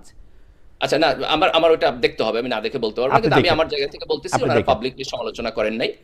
সেকেন্ড হইলো বিচারপতিদের বয়স বাড়ানো হয়েছে। আপনার এই বাড়ানোর মধ্য দিয়ে আপনার তত্ত্বাবধায়ক সরকারের পলিটিক্যাল ইনস্টিটিউশনকে আপনার আঘাত করা হয়েছে, এটাকে ওনারা সমালোচনা করেন নাই। শামীম ভাই যে কোশ্চেন তুলছেন সেটা মেরিট আছে, যে 21শে আগস্টের যে বোমা হামলা হয়েছে, সেটাকে বিএনপি যখন আপনার এই জজ মিয়া নাটক করছে, ওনারা সেটার সমালোচনা করেন নাই। এটা অন্যায় কাজ করছেন, ভুল কাজ করছেন। ভুলকে আপনার স্ট্রেট ফরওয়ার্ড ভুল বলতে হবে। কিন্তু ডক্টর কালিব, আপনি যত সহজে ভুল বলেন, জামাতের কেন্দ্রীয় নেতাদের মধ্যে আমরা এত সহজে ভুল স্বীকার করাটা আমরা দেখি না। তারপরেও আপনাকে ধন্যবাদ জানাতে চাই, যে কারণ আপনার কথা যেহেতু তারাও শোনেন, নিশ্চয়ই এটাতে 100 এটার মধ্যে প্রভাব আমরা দেখতে পাবো। যাই হোক, আমরা একটু ডক্টর গালিবের কথা শুনলাম, আমরা একটু ব্যারিস্টার শামীম পাটোয়ারির কথা শুনি। ব্যারিস্টার শামীম পাটোয়ারি, আমরা জানি যে আমাদের জাতীয় নিরাপত্তা উপদেষ্টা জনাব খলিলুর রহমান আসলে ভারত সফর করেছেন। তিনি ভারতের নিরাপত্তা উপদেষ্টা অজিত দোভালের সঙ্গে বৈঠক করেছেন এবং বিভিন্ন গুরুত্বপূর্ণ বিষয়ে আলোচনা করেছেন, কিন্তু আমাদেররা এখনো জানি না যে এটার মধ্যে কি আলোচনা হয়েছে। আমরা কিন্তু এর আগে দেখছি যে জাতীয় পার্টি প্রধান ভারত সফর করতেন, ফিরে এসে সাংবাদিকদের বলতেন কিছু বলা যাবে না। আমার কাছে মনে আছে যে আমি একবার চেপে ধরছিলাম যে না, আপনাকে বলতেই হবে, আপনি বলবেন না কেন, আপনি একটা বিরোধী দলের প্রধান, তিনি, আপনি এটা কেন বলবেন না, কিন্তু তিনি আমারও বলেন নাই। এখন জে এম কাদের সাহেব কিন্তু আবারও ভারত সফরে গেলে কি আলোচনা হতো এখন, ওই সময় ভারত সফরে গিয়ে কি আলোচনা হয়েছে তা প্রকাশ্যে কেন এখন বলতেছেন না? তিনি কেন এখন আমাদেরকে জানাইতেছেন না যে তাকে আসলে কি চাপের মধ্যে দিয়ে যাইতে হয়েছিল, বা তিনি কি চাপের মধ্যে গেছেন, তাহলে আমরা এটা বুঝতে পারতাম। আওয়ামী লীগের মন্ত্রীরা কিন্তু বলতো তারা ভারত যান যাতে আওয়ামী লীগ সরকারকে ক্ষমতায় রাখতে ভারত সাহায্য করে। আপনার নিশ্চয়ই মনে থাকবে ব্যারিস্টার পাটোয়ারি, আপনি একটু আমাকে বলেন যে জি এম কাদের সাহেবের সাথে ভারত। জি এম কাদের সাহেব ওটা স্লিপ অফ টাং ছিল। আর চ্যাটহ্যাম রুল বলে তো একটা রুল আছে যে একান্তে কথা বলে এটা বাইরে বলা যাবে না, এটা খুব নর্মাল। দেখুন, জি এম কাদের কোনো পোর্ট দিয়ে আসে নাই, কোনো বিদেশে কোনো চুক্তি, সামরিক চুক্তি করে আসে নাই, কোনো নন ডিসক্লোজার ক্লজের কিছু করে নেই। কি করছে আমরা জানি না, আমরা জানি না, হ্যাঁ, কিন্তু অবশ্যই লিখিত কিছু হয়নি, চুক্তি হয়নি। বর্তমান সরকার তো চুক্তি করবেন না, জে এম কাদের হচ্ছে ভারতকে সাহায্য করবেন, ভারত যাতে এখানে অ্যাক্ট করতে পারে। এমন আমার তো মনে হয় উনি ওনার অভিজ্ঞতা থেকে এমন একটা অপিনিয়ন দিতে পারেন যে বারবার একতরফা ভোট করা হলে দেশের ক্ষতি হতে পারে, এমন অপিনিয়ন দিতে পারেন। আমি নিজেও জানি না, কিন্তু বর্তমান সরকার নন ডিসক্লোজার ক্লোজ দিয়ে চুক্তি করেছে এবং জামাত সেটাকে সমর্থন করেছে, ইসলামিক দলগুলো এনসিপি জামাত সমর্থন করেছে। আচ্ছা, গালিব ভাই অসাধারণ বক্তব্য দিয়েছেন এবং তার মধ্যে যে কুইক স্বীকার করে নেয়, এটা বাংলাদেশের রাজনীতিতে বিরল। এবং আমি মনে করি ওনার মতো লোক যে দলের অ্যাডভাইজার থাকবেন বা তার কথা শুনলে অবশ্যই জামাত আরো লিবারেল হবে, আরো ইনক্লুসিভ হবে এবং পলিটিক্যালিও শাইন করবে। 2 জন মন্ত্রী জামাতের ছিলেন, মুজাহিদ সাহেব এবং নিজামী সাহেব, আমরা নিজেরা দেখেছি তারা অত্যন্ত সৎ ছিলেন। এই পচাগলা সমাজে আর্থিক লোভ সংবরণ করে যিনি মন্ত্রী হন, এমপি হন, তাকে এক কথায় অনেক শ্রদ্ধা দিতে হবে, কারণ এটা বিশাল ব্যাপার। কিন্তু 2001 থেকে 2006 বিএনপি যতগুলো খারাপ কাজ করছে, না এটা স্বীকার করেছেন, এটা তো গালিব স্বীকার করেছেন, গালিব স্বীকার করেছেন। এবং মোস্ট ইম্পর্টেন্ট 1,28,00,000 ভুয়া ভোটার হয়েছিল সেই সময়। একটা ভোট হয়ে যেত কিন্তু, এবং সেই ভোটটা 14-18 মতোই হতো, হয়ে যায় নাই। যদি হয়ে যেত তাহলে এইরকমই ঘটনা ঘটতো। তবে আওয়ামী লীগ জামাতের প্রতি অত্যন্ত নিষ্ঠুর আচরণ করেছে, বিএনপির প্রতি অনেক নিষ্ঠুর আচরণ করেছে। একটা দেশের রাজনৈতিক দল তার দেশের আরেকটা রাজনৈতিক দলের উপর কখনো এত নিষ্ঠুর আচরণ কখনোই কোনো জাস্টিফাইড কিছু হতে পারে না। তো সে কারণেই আওয়ামী লীগকে আন্দোলন করে ফিরে আসতে তো পারছে না বা জনসমর্থন পাবে না। ভোটের পার্সেন্টেজ খুব কঠিন বিষয়। আমার কিন্তু ব্যক্তিগত অভিমত, আওয়ামী লীগকে ব্যান করা হয়েছে আওয়ামী লীগের ভোটের পার্সেন্টেজের ভয়েই, এবং আওয়ামী লীগ সহ 14 দল মিলে একটা অ্যালায়েন্স করলে ভালো পার্সেন্টেজ ভোট পেয়ে যেতে পারে। সুবর্ণ সুযোগ ছিল আন্দোলনের পর 3 মাসের মধ্যে। না কিন্তু আপনার এই অঙ্কটা কি ঠিক আছে বেরসে পাটোয়ারি? আপনি কি এই অঙ্কটা পরীক্ষা করছেন? কারণ আমার কাছে কিন্তু মনে হয় এই অঙ্কটা ঠিক নাই। কারণ বাংলাদেশের মানুষের জন্য 71 সাল খুব ইম্পর্টেন্ট, বঙ্গবন্ধু খুব ইম্পর্টেন্ট, কিন্তু আওয়ামী লীগের ভোট বলে কোনো ভোট এক্সিস্ট করে না আসলে। কারণ হচ্ছে গত 15 বছর ধরে আওয়ামী লীগ এমন অনেক কিছু করছে, স্থানীয় পর্যায়ে ভোট চাইতে গেলে তাদের কিন্তু মুশকিল আছে। আপনি আরো উদাহরণ দেই বেরসে পাটোয়ারি, আপনি আমাকে একটু বলেন যে এই যে 24 সালে ইলেকশন হয়েছে, এই ইলেকশন সময় বাংলাদেশে আসছিলাম আমি, বিভিন্ন জায়গায় ঘুরাফিরা কিন্তু ভোটারের দেখা পাই না, অল্প ভোটারের দেখা পাই। পরে দেখি যে ঢাকার একটা সেন্ট্রাল স্টেশনে ভোট পড়ছে হচ্ছে 2% নাকি 4%, এখন ভুলে গেছি। তার মানে আওয়ামী লীগের সমর্থক তো আছে, তারা তো এই ভোট দিতে যায় নাই, তারা তো এই ভোটটারে বর্জনই করছে আসলে। 24 সালে ইলেকশনের কথা বলছি আমি। সরকারি দলে থাকে আওয়ামী লীগ সবকিছু মেস আপ করে ফেলে, বাট আওয়ামী লীগ যখন বিরোধী দলে থাকে তখন তাদের দল টলগুলো গুছানো থাকে। দেখেন 79-এ যে ভোট হয়েছে সেখানে কিন্তু আওয়ামী লীগ 30% ভোট পেয়েছে, 86-তেও 30% ভোট পেয়েছে, এখন কমে যাওয়াই স্বাভাবিক। তবে একটা কনসিডারেবল পোর্শন অফ জনগণ তো তাদের সাথে আছে, এবং 32 নম্বর ভাঙা বা বিভিন্ন কারণে তারা একতাবদ্ধ হয়েছে, মানসিকভাবে একতাবদ্ধ হয়েছে। না সেটা তো আপনি যত অত্যাচার করবেন, আপনি যত নিষিদ্ধ করতে বলবেন, আপনি যত অত্যাচার করবেন, আপনি তাদেরকে দেখলেই মাইট দিবেন, দেখলেই বলবেন যে না তোমাদেরকে আর পাতেই দেওয়া যাচ্ছে না, তখন তারা ডাকুই হবে, আর কি হবে। সবচেয়ে মানে এক্সাম্পল হচ্ছে জামাত ইসলামী, এত টর্চার করার পরও তারা এখন অন্যতম বড় দল এবং দিন দিন বড় হয়েছে আওয়ামী লীগের আমলে। তো ওইটা একই থিওরি আওয়ামী লীগের ক্ষেত্রেও অ্যাপ্লিকেবল হওয়াটাই স্বাভাবিক। একটা ভোট বাদ দিতে পারতেন। আমি গালিব ভাইয়ের সাথে একটা কথা বলবো, গালিব সাহেবের সাথে, যে হ্যাঁ ব্যাংকরাপরা কিন্তু ভোট করতে পারবে না, হত্যার কনভিক্টেড আসামি ভোট করতে পারবে না। আওয়ামী লীগের বিরুদ্ধে তো কোনো অর্ডার আসে নাই, আওয়ামী লীগের বিরুদ্ধে এই মুহূর্তে কোনো মামলা নাই এজ এ দল। মানে যে ব্যান অর্ডারটা করা হয়েছে এটা কিন্তু লিগালি সাস্টেইনেবল না। যে গণহত্যার অভিযোগ থাকার কারণে আওয়ামী লীগকে সাময়িকভাবে কার্যক্রম নিষিদ্ধ করা হলো। গণহত্যার অভিযোগ হচ্ছে আওয়ামী লীগের নেতৃবৃন্দের বিরুদ্ধে, আওয়ামী লীগের বিরুদ্ধে মামলা হয়ে যেতে পারতো, একটা রায়ও হয়ে যেতে পারতো, হয়নি। তাহলে গভর্নমেন্ট নিজেও কিন্তু ওই অপশনগুলো ওপেন রেখেছে। কেন রেখেছে গভর্নমেন্টই জানে, কিন্তু জিনিসটা ডিফেক্টিভ হবে যে আপনি টেম্পোরারি ব্যান অর্ডার দিয়ে একটা স্থায়ী ইলেকশন তো স্থায়ী, 13 ইলেকশন তো, ত্রয়োদশ ইলেকশন তো একবারই হবে, এর পরটা হবে 14তম। ওই টেম্পোরারি ব্যান দিয়ে আপনি কাউকে একটা স্থায়ী ইলেকশনে ব্যান করতে পারেন না। এই বিষয়ে আমি মনে করি অসাধারণ ভূমিকা রাখতে পারতো জামাতের আমির সাহেব। তিনি প্রথম দিনই বলেছিলেন আমরা সবাইকে ক্ষমা করে দিলাম, কিন্তু উনি ওটা স্টিক করতে পারলেন না। কারণ 17 বছরের রাগ, ক্ষোভ, নির্যাতন, হত্যা, গুম, এই সবকিছু যখন একসাথে আসে তখন স্বাভাবিক আওয়ামী লীগ শব্দটাই কেউ শুনতে চায় না। কিন্তু শেষ করে দিচ্ছি, ওই যে রাষ্ট্র তো বাঁচাতে হবে। আমার একটা ইন্টারেস্টিং জিনিস মনে হয়, আমার কাছে মনে হয় যে আপনারা যারা আওয়ামী লীগকে ব্যান করতেছেন তারা আওয়ামী লীগকে একরকম সুবিধা করে দিচ্ছেন। কারণ শেখ হাসিনার মৃত্যুদণ্ড আওয়ামী লীগের নেতৃবৃন্দের মধ্যে থেকেও কয়েকজনের রায় হয়ে যাবে, তারা বিদেশে পালায় আসে বেশিরভাগ লোক, তারা ইলেকশন থাকলেও তারা ইলেকশনে আসলে অংশগ্রহণ করতেন না, কোনো না কোনো একটা ছুতা ধরে তাদেরকে ইলেকশনের বাইরে থাকতে হইতো। এখন তাদেরকে এই সুযোগটা করে দেওয়া হচ্ছে। বেশি পাটার একটা ছোট মন্তব্য করলে আমি একটু ইয়ার কাছে যাই, যে আমার মনে হয় যে মামলা পেন্ডিং আছে, অন্তত 100 এমপি বা 150 এমপি ভোটে দাঁড়াতেই পারবে না লাস্ট টাইম। তারপর হচ্ছে প্রধান দাঁড়াবেও না। এবং শেখ হাসিনা যদি নেতৃত্ব সামনে থেকে না দিতে পারেন, এই ক্ষেত্রে তিনি দিতে পারতেছেন না কারণ তিনি কনভিক্টেড, তাহলে আওয়ামী লীগ ভাগ হওয়ার সম্ভাবনা আছে কয়েকটা। সেই আওয়ামী লীগের মধ্যে থেকে কে কোনটা মানে আমি জানি না, মানে তাদেরকে একটা বড় বিপদ থেকে আসলে বাঁচায় দেওয়া হইতেছে, কারণ আমারও তাই মনে হচ্ছে। নৌকালে অন্তত 3টা গ্রুপ দাঁড়ায় যেতে বলে আমার মনে হয় ইলেকশন। খালেদ ভাই, আমি এই জায়গায় ফিলোসফিক্যালি ডিফার করি। আমি মনে করি যে আমাদের জন্য মোর ইম্পর্টেন্ট জায়গাটা হলো যে আমরা একটা ফ্যাসিবাদ অতিক্রম করে আসছি, এবং এই ফ্যাসিবাদের মেকিং এ যারা যারা ছিল তাদের এক্সাম্পলারি পানিশমেন্ট থাকতে হবে আমাদের সমাজে। আপনি এটা আদার দৃষ্টিতে দেখতে পারেন, কিন্তু আমি মনে করি যে একটা নির্দিষ্ট সময়ের জন্য পানিশমেন্টের এগেইনস্টে তো না, পানিশমেন্ট যাদের বিরুদ্ধে মামলা হবে, না, এটা শুধু যাদের বিরুদ্ধে ব্যক্তি না, এটা পার্টিও। আমি মনে করি পার্টির। আপনি আমার সাথে ডিফার করতে পারেন, পার্টি মানে সংগঠনের আমি সংগঠনের আমি ব্যক্তি এবং পার্টি দুইটাই মনে করি। আমরা আপনার কাছে একটু আসি ডক্টর গালিব, যে 24 আগস্ট থেকেই মানে আজকে আওয়ামী লীগের পক্ষে এত কথা বলছে, এটা কাইটা আবার মানে জামাতে ভাই, গালিব ভাই আপনি একটু বলে দিয়েন জামাত ইসলামের লোকরা যাতে আমাকে একটু কম আক্রমণ করে। আচ্ছা ভাই, আমি বলে দিলাম যে খালেদ ভাই ভালো সাংবাদিক, তারা গালাগালি করা যাবে না, এবং গালাগালি অ্যাজ এ হোল করাই খারাপ জিনিস। আচ্ছা ঠিক আছে, আপনারা কেউ গালাগালি করলে আপনি বললেন যে আমি আপনার পছন্দ করি, এই জন্য যেন গালাগালি না করে। আচ্ছা দেখা যাক আপনার পছন্দের ফলে এটা কি হয়। কিন্তু আমি আপনাকে বলি 24 আগস্ট থেকে মাওলানা ভাসানী একটি বক্তব্য অনেকে সামনে এনেছেন সোশ্যাল মিডিয়ার মাধ্যমে, সেটি হলো নীল নদের পানি নীল নয়, জামায়াত মানে ইসলাম নয়। প্রায় একই সুরে গত কয়েক মাস ধরে হেফাজতের আমির জামায়াতকে নিয়ে একের পর এক নেতিবাচক বক্তব্য দিচ্ছেন। মানে ভাসানী যেমন বলতেন জামাত আসলে ইসলাম না, নীল নদের পানি নীল না, জামায়াতে ইসলামী মদিনা নয় মওদুদুল ইসলাম এরকম বলতেছেন, জামায়াতের আকিদা সহি নয়, জামাতের কাদিয়ানীদের চেয়েও ভয়ঙ্কর, জামাত ইমানের বড় ডাকাত, এসব বলে তিনি জামাতকে ভোট দিতে নিষেধ করতেছেন। আমার এই প্রশ্নটা একটা লেজের প্রশ্ন আছে, এই প্রশ্নটা আপনি আসলে কিভাবে দেখেন? এটাকে এরকম দেখেন কিনা মওদুদিবাদী ও দেবন্দীদের মধ্যে শেষ পর্যন্ত ঐক্য হবে না, হেফাজতে আমিরের বক্তব্য এটা স্পষ্ট কিনা?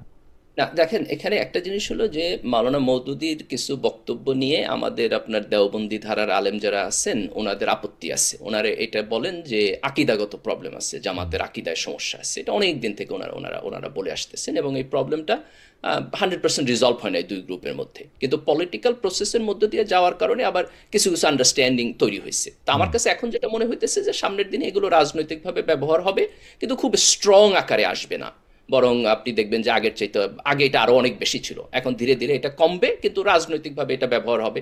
যেমন ধরেন যে জামাতের যারা অপোনেন্ট থাকবে তাদের জন্য এটা খুবই ভালো স্ট্র্যাটেজি, যে তারা যদি আরো একটা দুটো ইসলামিক দল তাদের সাথে পায় এবং তারা যদি জামাতকে ব্যাশিং করে, তাহলে একটা নিউট্রাল জায়গাটা হলো। আমি যে ধরেন আমি এগুলোকে ন্যাচারাল প্রক্রিয়া হিসেবে দেখি, আমি যেই জায়গাতে দাঁড়াইতে চাই সেটা হলো যে ইসলামের মধ্যে ভিন্ন ভিন্ন আন্ডারস্ট্যান্ডিং আছে এবং ভিন্ন ভিন্ন ওপিনিয়ন আছে, একজনের সাথে আরেকজনের ওপিনিয়ন ডিফার করে। এটা ইসলামের আকিদার মধ্যেও ডিফারেন্ট স্কুল আছে, ইসলামের ফিকের মধ্যেও আছে, ইসলামের পলিটিক্সও আছে। এটাকে আমাদের মাইনা নিতে হবে, একটা সহ অবস্থানের জায়গা থেকে মাইনা নিতে হবে। একজন আরেকজনের একাডেমিক সমালোচনা করুক, কিন্তু খুব বাজে ভাষায় যেন সমালোচনা না করে। সবাই মিললে এক হয়ে যাবে, এটাও যেরকম হইব না, আবার সবাই আলাদা আলাদা থাকা মানেই কেউ ইসলামী না, এটাও না। এই মানুষের আন্ডারস্ট্যান্ডিং আমি আমার জায়গাটা একটু বলি ডক্টর গালিব। যেমন ধরেন আপনি আমরা যাদের কথা বলতেছি যে ইসলামী আকিদা এটা ঠিক আছে কিনা ওটা ঠিক আছে কিনা, তাদের মধ্যে অনেকেই এই নির্বাচনের আগে বলতেছেন যে তারা আসলে শারিয়া চান, কিন্তু জামাতে ইসলামী শারিয়া চাওয়ার ব্যাপারে জামাতে ইসলামীর বক্তব্য হচ্ছে একটু তাত্ত্বিক, যে আসলে শারিয়ার সাথে কতটুকু গণতন্ত্রের পার্থক্য, তারপরে তো শারিয়া কত সময় ধরে পর্যায়ক্রমে ইমপ্লিমেন্ট করা হবে কিনা, এগুলি নিয়ে নানা ধরনের আলাপ আলোচনার কথা যেমন আপনিও বলেন, আরও অনেক তাত্ত্বিকের মুখে আমি এটা শুনছি। এখন এই ক্ষেত্রে আপনি এটার কি বলবেন? আপনারা তো পরিষ্কার করে বলতেছেন না যে আসলে শারিয়া চান না, পরিষ্কার করে যে এটার মধ্যে একটা টাইমলাইনও দিতেছেন না যে ঠিক আছে আমরা 2026 সালে নির্বাচিত হইতেছি, শারিয়া আনতে আমরা শুরু করবো 2028 সালে, বা পর্যায়ক্রমে আমরা আনবো অথবা আমরা আনবো না। না দেখেন, এটা তো খুব ক্লিয়ার, জামাত যেটা চায় সেটা হলো যে সে দিনের শেষে at the end of the day একটা ইসলামী রাষ্ট্র ব্যবস্থা প্রতিষ্ঠা করতে চায়, কিন্তু এই রাষ্ট্র ব্যবস্থা প্রতিষ্ঠার যে প্রক্রিয়াটা এটা আপসাইড ডাউন হবে না, যে আপনি একদিন ফাইন মর্নিং সকালে উঠা সবকিছু আপসাইড ডাউন করে দিলেন, বিষয়টা এরকম না। কারণ এখানে প্রচুর একাডেমিক কাজ করতে হবে, ইন্টেলেকচুয়াল কাজ করতে হবে, এবং একটা গ্র্যাজুয়াল অ্যাপ্রোচের মধ্যে যাইতে হবে। এখন আপনি জামাতকে কিভাবে বুঝবেন? আপনি বুঝবেন যে সে যখন আপনার নির্বাচনী ম্যানিফেস্টো দিবে সেখানে কি কি প্রায়োরিটি দিতেছে, এখনকার বক্তব্যের মধ্যে তার কি কি প্রায়োরিটি, সেখান থেকে আপনি বুঝবেন যে আগামী 5 বছর জামাত কি করবে। যেমন ধরেন জামাতের আমির এবং নায়েবে আমির দুইজনেই কিন্তু আপনার বোধহয় 5 দফা কর্মসূচির কথা বলছেন। তারা শিক্ষা ব্যবস্থার পরিবর্তন করবেন, এমপ্লয়মেন্ট তৈরি করবেন, চাঁদাবাজি বন্ধ করবেন, সন্ত্রাস বন্ধ করবেন। তো আপনাকে বুঝতে হবে এইটাই তার ইমিডিয়েট পলিটিক্যাল প্রায়োরিটি না, এটা ইমিডিয়েট পলিটিক্যাল প্রায়োরিটি হোক। আপনি বলতেছেন জামাতে ইসলামী একটা ইসলামী রাষ্ট্র ব্যবস্থা কায়েম করতে চায়। এখন আপনি আমাকে ইসলামী রাষ্ট্র ব্যবস্থা কি সেই জিনিসটাকে একটু বুঝতে সাহায্য করবেন, যদি আমি 5টা ফ্যাক্টর দিয়ে আপনাকে জানতে চাই যে এটা বিচার, অর্থনীতি, গণতন্ত্র, শিক্ষা, নারী, এই ক্ষেত্রে আমরা এখন ইসলামিক রাষ্ট্র ব্যবস্থার থেকে বাইরে কিনা, এবং জামাত ইসলামী এটা থেকে কি চায়? বিচার বিভাগটা কি আসলে এখন আমরা ইসলামিক ব্যবস্থা থেকে বাইরে? এটার মধ্যে কি আসলে জামাত ইসলাম পরিবর্তন করতে চায়? খালেদ ভাই, এটা 3টা কম্পোনেন্ট। আমি যদি এটাকে ব্যাখ্যা করি, তাহলে এটা অনেক তাত্ত্বিক আলোচনা, অল্প সময়ের মধ্যে ব্যাখ্যা করা খুব কঠিন। 3টা কম্পোনেন্ট। একটা হইলো ইসলাম একটা ইনসাফপূর্ণ সমাজ ব্যবস্থা চায়, যেখানে মানুষের জন্য ন্যায় বিচার থাকবে। যেমন ধরেন আপনি একটু আগে বললেন যে আমি সমাজকে তখনই ইসলামী বুঝবো যখন আমি দেখবো যে মানুষ চুরি করে না, মানুষ মিথ্যা কথা কয় না, মানুষ ঘুষ খায় না। তো ইসলামী রাষ্ট্র ব্যবস্থার একটা টার্গেট হবে এরকম, যিনি শাসক থাকবেন তিনি জনগণের কাছে দায়বদ্ধ থাকবেন, তিনি সন্ত্রাস করবেন না, দুর্নীতি করবেন না, এবং মানুষের অধিকারের প্রতি কম্প্যাশনেট থাকবেন। এটা হচ্ছে একটা কম্পোনেন্ট, নাম্বার 1। নাম্বার 2 হলো যে আইন কানুন এবং সিস্টেম যেটা আমরা সামনের দিনে ডেভেলপ করব, এইটা কোরআন এবং সুন্নাহর সাথে কনফ্লিক্টিং কোনো কিছু আমি নতুন করে ইমপ্লিমেন্টেশন করব না। এটা কিন্তু বাংলাদেশে বিএনপিও এগ্রি করে, তাই না? বিএনপিও খুব স্ট্রেট ফরওয়ার্ড এই কথা বলে। জাতীয় পার্টি আওয়ামী লীগও করতো, আওয়ামী লীগও বলছে, প্রতিবার বলছে কোরআন সুন্নাহর বাইরে কোনো আইন করবে না। সেকেন্ড কম্পোনেন্ট দেখেন। থার্ড কম্পোনেন্ট হলো এক্সিস্টিং সিস্টেমের মধ্যে এমন অনেক কিছু আছে যেগুলো ইসলামের সাথে কন্ট্রাডিক্ট করে। এইটাকে আমি কিভাবে চেঞ্জ করে একটু একটু করে একটা ইসলামিক সিস্টেমের দিকে যাব। যেমন ধরেন একটা এক্সাম্পল, আমাদের অর্থনৈতিক সিস্টেম ইন্টারেস্ট বেসড। এখন আপনি যদি ইন্টারেস্ট বেসড সিস্টেম থেকে বের হয়ে যান, ইন্টারেস্ট তো ইসলামে হারাম, তাই না? কিন্তু আপনি যদি বের হয়ে যান, আপনি কি একদিনে বের হইতে পারবেন? যারা জামাতকে বলে যে তারা আগামীকাল সকালে কেন শরিয়া কায়েম করবে না, তাদের কেন ক্ষমতা বসায় দেন, তারাও পারবে না। এটা এত কমপ্লেক্স গ্লোবাল সিস্টেম, আপনি পারবেন না। তাহলে থার্ড কম্পোনেন্ট হলো এক্সিস্টিং সিস্টেমকে কেয়ারফুলি এক্সামিন করা, যে এর মধ্যে কোনটুকু ইসলামের সাথে কন্ট্রাডিক্ট করে এবং সেটাকে আমরা কিভাবে একটু একটু করে চেঞ্জ করতে পারি। এই কাজটা কেউই হঠাৎ করে পারবে না। ওকে, আপনি হঠাৎ করে পারবেন না, আপনি এটা একটা পিরিয়ডিক্যাল বা টাইম বেসড একটা এক্স্যাক্টলি। এবং এইখানে আমি যেটা চাই যে একটা ইসলামী দল এই পরিবর্তনের রোড ম্যাপটা আগে ভাগে বলবে জনগণকে, জনগণের সাথে আলাপ করবে, তার অ্যাপ্রুভাল নিবে, তারপরে করবে, যাতে করে জনগণের কোনো অংশই ভয়ে না থাকে যে আমি তারে ভোট দিব, সে আইসা অন্য একটা কিছু করে ফেলবে। আচ্ছা, ঠিক আছে, এখানে যেন কোনো অস্বচ্ছতা না থাকে। ঠিক আছে, মানলাম। তাহলে আমি আপনার কাছে থেকে মানে একটু বেরসা পাটোয়ারের কাছে যাই। খালি এই পর্যায়ে আমি একটু আপনাকে প্রশ্নটা করে রাখি, আপনারা যদি শারিয়ার ব্যাপারেই ধীরে ধীরে হোক, পর্যায়ক্রমে হোক, সেইখানে যদি যাইতে চান, তাহলে আপনারা জুলাই সনদ, উচ্চ কক্ষ, নিম্নকক্ষ, সবখানে পিআর, এগুলি কথা তাহলে কেন বললেন? মানে এগুলি তো দরকার নাই আর কি। মানে আপনি যদি শারিয়া কায়েম করেন, তাহলে তার সাথে জুলাই সনদের কি সম্পর্ক, বা জুলাই সনদ থাকলেই কি না থাকলেই কি? আমরা আসছি আপনার কাছে, ডক্টর মির্জা গালিব। আমি একটু বেরসা পাটোয়ারির কাছে যাই। যে বেরসা পাটোয়ারি, আমরা যে এই কখনো সরকারে থেকে, কখনো ফরমাল বিরোধী দলে থেকে, জাতীয় পার্টি গত 15 বছর আওয়ামী লীগের যে সহযোগী শক্তি ছিল, বারবার আমাদেরকে সেই প্রশ্ন করতে হইতেছে যে দেশে যাওয়ার, মানে দেশ ছেড়ে যাওয়ার আগে আওয়ামী লীগের নেত্রী আপনাদের সঙ্গে কোনো আলাপ করেছিলেন? কিছু কি বলেছিলেন? এখন যে তিনি দেশের বাইরে আছেন, তিনি কি আপনাদের সঙ্গে আলাপ করেন? তিনি যে এইসব নির্দেশনা দেন, যে কখনো বাস পুরানোর, কখনো আন্দোলন করার, কখনো ঢাকা লকডাউনের, এটার সাথে কি আপনাদের সম্পর্ক আছে? আপনি পার্টির জেনারেল সেক্রেটারি, আপনি কি একটু বলবেন? আওয়ামী লীগের যে জেনারেল সেক্রেটারি এখন ভারতে পালিয়ে আছেন, তিনি কি আপনার সাথে যোগাযোগ করেন? কি বলেন, বলবেন? 16 বছর না, আমরা বলবো কোশ্চেনেবল টাইম ধরলে 10 বছর 6 মাস। আর হ্যাঁ, আমরা ছিলাম অনেকটাই, সংসদে ছিলাম, বিরোধী দলে ছিলাম। অবশ্যই আওয়ামী লীগের এই জ্বালাও পোলাও আমরা কোনোভাবেই সমর্থন করি না। তবে ইতিহাস বলে, আপনি যখন স্পেস দিবেন না, যখন দেয়ালে তাদের পিঠ থেকে যাবে, তাদের দোষ থাকতে পারে, ত্রুটি থাকতে পারে, তখন তারা রিয়্যাক্ট করবেই। পৃথিবীর ইতিহাসে তাই হয়েছে বারবার। এবং আমি যেটা মনে করি, সমাজটা খুব দ্রুত ভাগ হয়ে যাবে।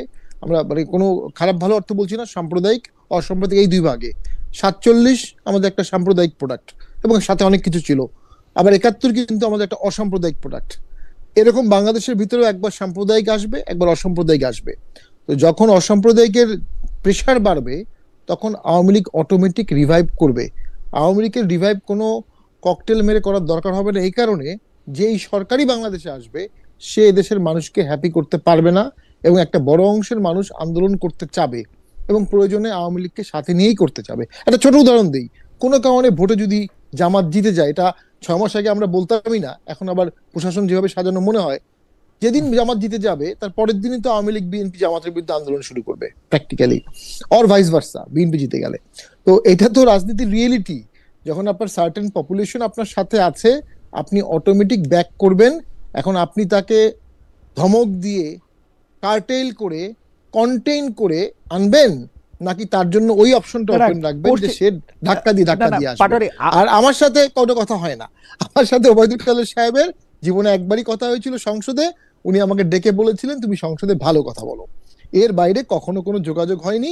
আমরা আমাদের রাজনীতি করছি, ৭১-এর পক্ষে রাজনীতি করছি। হ্যাঁ, ৩২ নম্বর ভাঙার বিরুদ্ধে আমরা কথা বলেছি, তখনও বলেছি, এখনো বলছি। এতে আওয়ামী লীগের কিছু লোক খুশি হতে পারে। আবার যে থিওরিটা বাজারে ঘুরছে, জাতীয় পার্টি ভোট করলে আওয়ামী লীগ প্রচুর ভোট দেবে, আওয়ামী লীগ সেই দল না। সেই কম্প্রোমাইজিং দল হলে আওয়ামী লীগ আজকে এই পর্যায়ে আসতো না। কিন্তু- আওয়ামী লীগকে ভোট থেকে বাদ দেওয়া হলে তারা ভোটটা প্রতিহত করবে। আমি জাস্ট এবং একটু বোঝার জন্য পাটোয়ারি সাহেব, যে মানে বেশি পাটোয়ারি, যে আওয়ামী লীগের সাথে যে অনেক লোকজন আছে সেইটা আমরা কি করে বুঝতেছি যে আওয়ামী লীগের সাথে অনেক জনগণ আছে? এটা একটা কারণ হচ্ছে আওয়ামী লীগ 4th জেনারেশনের দল এবং সুবিধাভাগী প্রচুর ক্লাস। তারা গত 15 বছরের ক্লাস, আমি যেহেতু এমপি ছিলাম আমি দেখেছি, ধানের লাইসেন্স, গমের লাইসেন্স, ধানের চালের কোটা, অনেক কিছু মিলে একটা সুবিধাভোগী ক্লাস তারা তৈরি করতে পেরেছে গত 10-15 বছরে। এই সুবিধাভোগী ক্লাসটা, যারা সুবিধা ভোগী ক্লাস, এটা তারা চেয়ারে না থাকলেও কি দলের প্রতি লয়াল থাকে? না, একটা অংশ থাকবে, একটা অংশ থাকবে না। আবার বর্তমান সরকার যে বেটার কিছু দিতে পারছে, বিশাল একটা অসাধারণ সিঙ্গাপুর মালয়েশিয়া করছে, যদি বর্তমান সরকার সিঙ্গাপুর মালয়েশিয়া করতে পারতো, মানুষ সব দল ভুলে এই সরকারকেই করতো। যেহেতু বর্তমান সরকারও ফেইল্ড, সামনেরটাও বিশাল কিছু করতে পারবে না, অটোমেটিক যার যার দলীয় রাজনীতি সেটা ফিরে আসবে, কম বেশি। যেহেতু কেউই এটাকে লিউকিয়াং এর মতো কিছু করতে পারবে না, অথবা মালয়েশিয়ার মতো করতে পারবে না, সেরকম কোনো সম্ভাবনা আমরা দেখি না। তাহলে আপনি মনে করতেছেন যে আওয়ামী লীগের একটা জনসমর্থন এখন রয়েছে, যে আওয়ামী লীগের জনসমর্থন আছে এখন কোনো একটা গোষ্ঠী বা কোনো একটা নেতার কথায় তার অবস্থান ঠিক করবেন, পরিবর্তন করবেন, এরকম মনে হচ্ছে? না, এতটা বলতে পারবো না আমরা, কারণ অনেকগুলো ডায়নামিক্স থেকে একটা তো স্বীকার করতে হবে, আওয়ামী লীগের পতন হয়েছে, আওয়ামী লীগ পালিয়েছে। এবং আমি আমি আমি আমি এই অঞ্চলের যদি আমি রাজনৈতিক ইতিহাসগুলির দিকে যদি আপনাকে একটু তাকাইতে বলি, যে কংগ্রেস তো বিলুপ্ত আমি বলবো না, কিন্তু কংগ্রেসের তো অনেক দূর পর্যন্ত তাদের পতন হয়েছে। পশ্চিমবঙ্গে সিপিএম এর তো আমরা আসলে চিহ্ন সেই অর্থে দেখি না। পাকিস্তানের মধ্যেও আসলে আমরা ওই পার্টিটার নাম ভুলে গেলাম এখন, ওদের তো আসলে মুসলিম লীগ চলে গেছে, হ্যাঁ, মুসলিম লীগ নাই হয়ে গেছে। তাহলে এরা নাই হয়ে গেছে, আওয়ামী লীগ যে নাই হবে না, এটার কারণটা কি? এটা কেন নাই হবে না? হ্যাঁ, হতে পারে, যে কোনো দলই নাই হতে পারে। ওই যে জামাত যে নাই হলো না, জামাত তো টিকে গেল এত কিছুর পরেও, ফাঁসি দিল, জোর করে ফাঁসি দিল, আইন পরিবর্তন করে কাদের মোল্লাকে ফাঁসি দিল, কিন্তু জামাত তো বিশালভাবে টিকে গেল। জামাতের সাথে যদি ধর্মের এরকম একটা ওতপ্রোত বন্ধন না থাকতো, তাহলে জামাতের ব্যাপারেও অনেক সন্দেহ ছিল যে টিকতো কিনা। আমার ব্যক্তিগত আমি আপনার সাথে একমত। তবে কারণ বাংলাদেশের মানুষ জামায়াতের যত ডক্টর শফিকুর রহমান বা তার আগে যারা নেতৃবৃন্দ ছিলেন তাদের দেখে দলটা করেন আসলে জামায়াত কি বলতে চায়, ওই যে ইসলামী রাষ্ট্র শাসন ব্যবস্থার কথা বলতে চায়, সেই জন্য করেন না। পাশাপাশি ওই যে আওয়ামী লীগ ৭১ নিয়ে আসবে, ৭১ আছে, ৭১ এফেক্ট হবে, এই থিওরি আসবে, এই প্রোপাগান্ডা আসবে, এই ন্যারেটিভস আসবে। হ্যাঁ, যেমন খালেদ ভাই, আমি একটু একটা মিনিট বলি। পাটোয়ারি বলা হয়তো শেষ নাকি শেষ করবেন? আমি এখানে খুবই স্ট্রংলি ডিসএগ্রি করি, কারণ এই আলোচনা অ্যাজ ইফ যে ধরেন আওয়ামী লীগের একটা সরকার ছিল, সে হয়তো ছোটখাটো একটা আন্দোলনের মধ্য দিয়ে ক্ষমতাচ্যুত হয়েছে, আবার ফিরে আসবে, এরকম মনে হচ্ছে। কিন্তু মাঝখানে একটা গণ অভ্যুত্থান হয়ে গেছে। মাঝখানে আপনার 2000 লোককে তারা খুন করছে, তারা সবাই তরুণ, তাদের বয়স 15, 20, 25 বছর। আপনার 20-25 হাজার লোকের আহত করছে, হেলিকপ্টার দিয়ে গুলি করছে, ট্যাঙ্কের উপরে উঠাইয়া মেরে ফেলছে। এই তরুণ প্রজন্ম এই দেশে থাকবে আরো 40-50 বছর। যার বয়স এখন ধরেন যে 20 বছর, সে আরো 50 বছর এই দেশে থাকবে।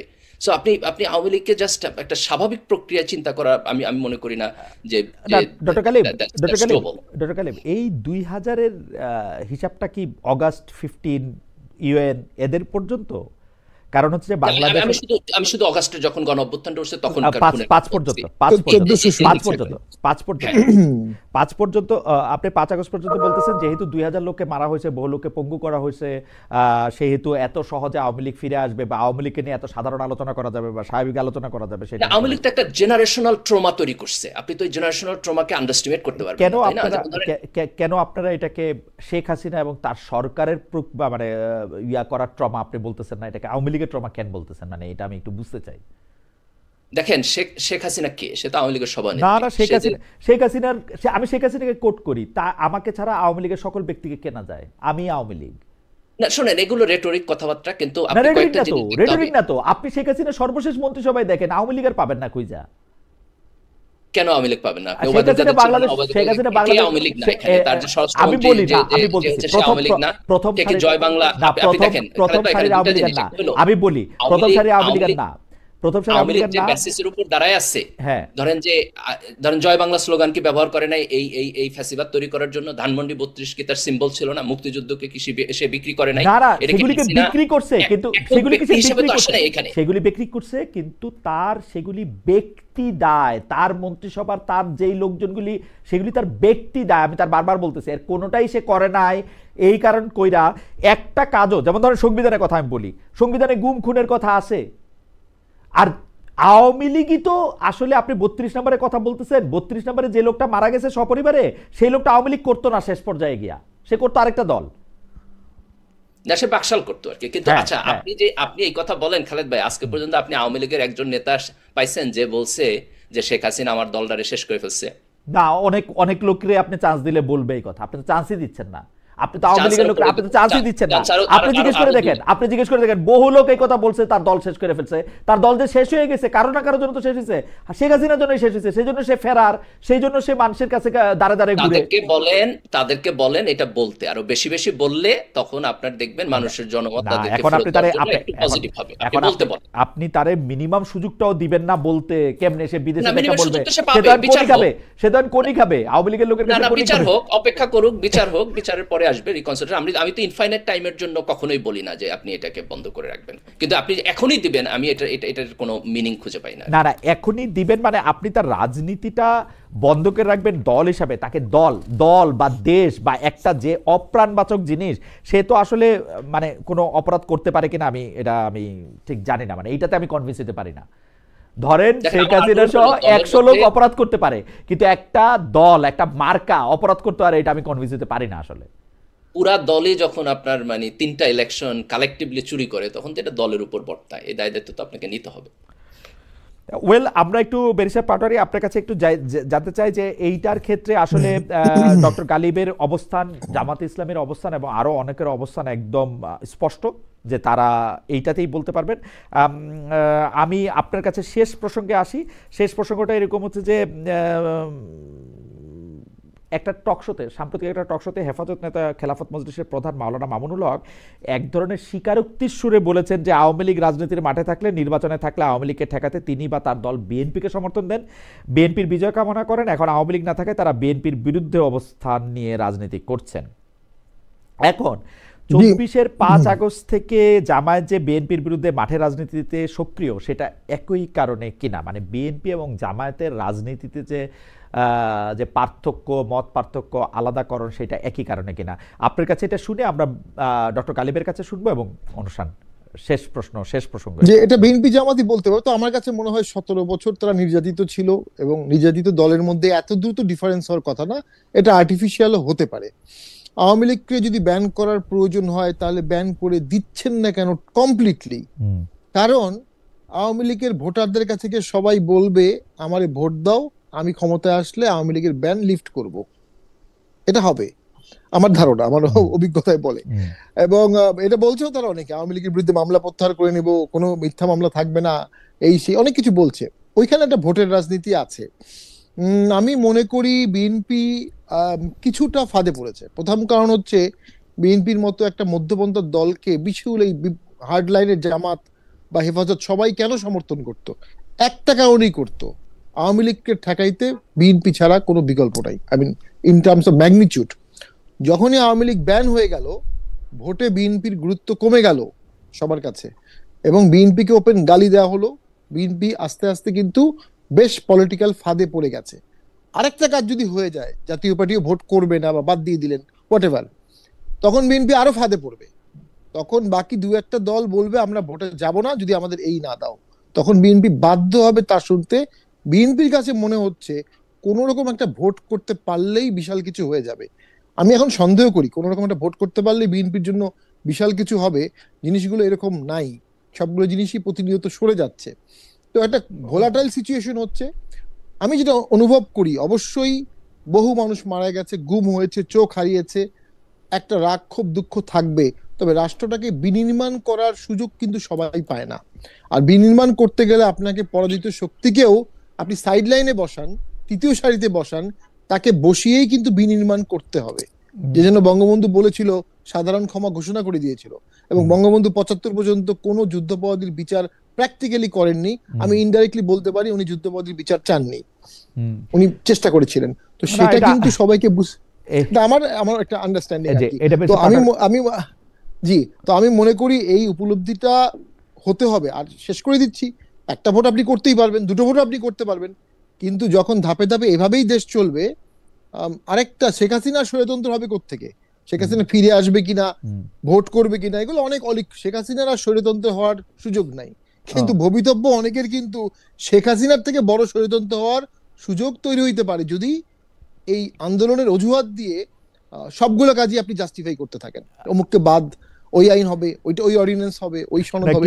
আন্দোলন তো আমার মনে হয় যে মানে আপনারা যদি একটু সময় দেন, এটা নিয়ে যদি আরেকটু মানে আজকেই আরো ৫-৭ মিনিট যদি একটু কথা বলা যায়, কারণ আপনার বক্তব্য নিয়ে আমার কিছু মানে আপনার থিসিস নিয়ে আমার কিছু অ্যান্টি থিসিস আছে। যদি মির্জা গালিবের একটু সময় থাকে তাহলে আমরা ৫-৭ মিনিট একটু বাড়াইতে পারি আর কি সময়টা, যদি আপনার অনুমতি দেন।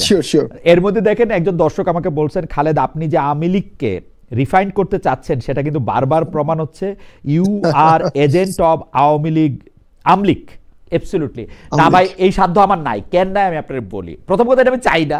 দ্বিতীয় কথা হচ্ছে, আওয়ামী লীগ কোনোদিন কোনো রিফাইন মানবে না, তাদের ওই শেখ হাসিনা আপাই লাগবে। এইটা কোনোদিন তারা রিফাইন হইতে তারা চায় না। এখন আপনি চাইলে বা আমি চাইলেও এটা হবে না। এবং সবচেয়ে বড় কথা হলো, আমি চাই না আমার আওয়ামী লীগ, বিএনপি, জাতীয় পার্টি, জামাত কিছু নিয়ে কিছু আসা যায় না। কিন্তু আমি এখন ব্যারিস্টার পাটোয়ারি, আপনাকে নিয়ে আমি একটা মানে আপনার মন্তব্য নিয়ে আমি একটু বলতে চাই যে আপনি যে এরকম বলতেছেন যে আসলে দেশের রাজনীতির মধ্যে যদি আপনি দেখেন যে এই সম্ভাবনা আছে ভোটারদের কাছে গিয়ে বলার যে আমাদেরকে যদি ভোট দেন তাহলে আওয়ামী লীগের উপরে ব্যান লিফট করা হবে বা আওয়ামী লীগের ভোটকে আকর্ষণ করার জন্য। আমি আবারও বলি, আমি কিন্তু বাংলাদেশের মানুষজনকে যেরকম দেখি, বাংলাদেশের মানুষজনের মধ্যে যারা আদর্শের রাজনীতি করে এতদিন আওয়ামী লীগকে সমর্থন করছে, তারা আওয়ামী লীগকে ছেড়ে গেছে। তাদের সাথে ৭১ বঙ্গবন্ধু স্বাধীনতার চেতনার সম্পর্ক থাকতে পারে, কিন্তু আওয়ামী লীগের নাই। আওয়ামী লীগের যে নাই, এটা আমরা মাঠে ঘাটে এটা প্রচার এটা পাইছি। সেই ক্ষেত্রে তারা কিন্তু আর আওয়ামী লীগের ভোটার নাই, এটা হচ্ছে আমার মনে হয়। সুতরাং ওই কথা বলার আর কোনো প্রশ্ন আসে না যে আপনারা যারা আওয়ামী লীগ করতেন তারা আমাদেরকে ভোট দেন, তাহলে আবার আওয়ামী লীগকে রিইনস্টেট করা হবে। কারণ আওয়ামী লীগ সর্বশেষ আমরা আওয়ামী লীগের যে চেহারাটা দেখছি, আমরা তো বটেই, আরো অনেকেই হয়তো আওয়ামী লীগকে আর দেখতে চায় না ওই চেহারায়। এটা রিফাইন্ড হোক, এটা আমি জানি না এটা কি হবে, এটা একটা অন্য মানে আওয়ামী লীগ কিন্তু আর নাই। আওয়ামী লীগের মৃত্যু শেখ হাসিনাই ঘটাইছে। আসলে খুব স্ট্রং ওপিনিয়ন হইল আমার, কিন্তু আমার এরকমই মনে হয়। ব্যারিস্টার পাটোয়ারি, আপনি যদি একটু মন্তব্য করতেন আমরা একটু। আমি আপনার সাথে সরাসরি ডিফার করবো না, এটা হতে পারে আপনার এন্থিসিসটা সঠিক হওয়ার সম্ভাবনা আছে। তো ওই জন্যই তো আওয়ামী লীগ একটা ভোট করতে দিলে আওয়ামী লীগ ৫-৭% ভোট পেতো, জীবনে আর মুখ ফুলে কথা বলতে পারতো না। এখন আওয়ামী লীগ ভোট করতে না পারলে বলবে আমরা ভোটে জিততাম, এই জন্য আমাদেরকে ভোট করতে দেয়নি, এই সুযোগটা পেয়ে যাচ্ছে।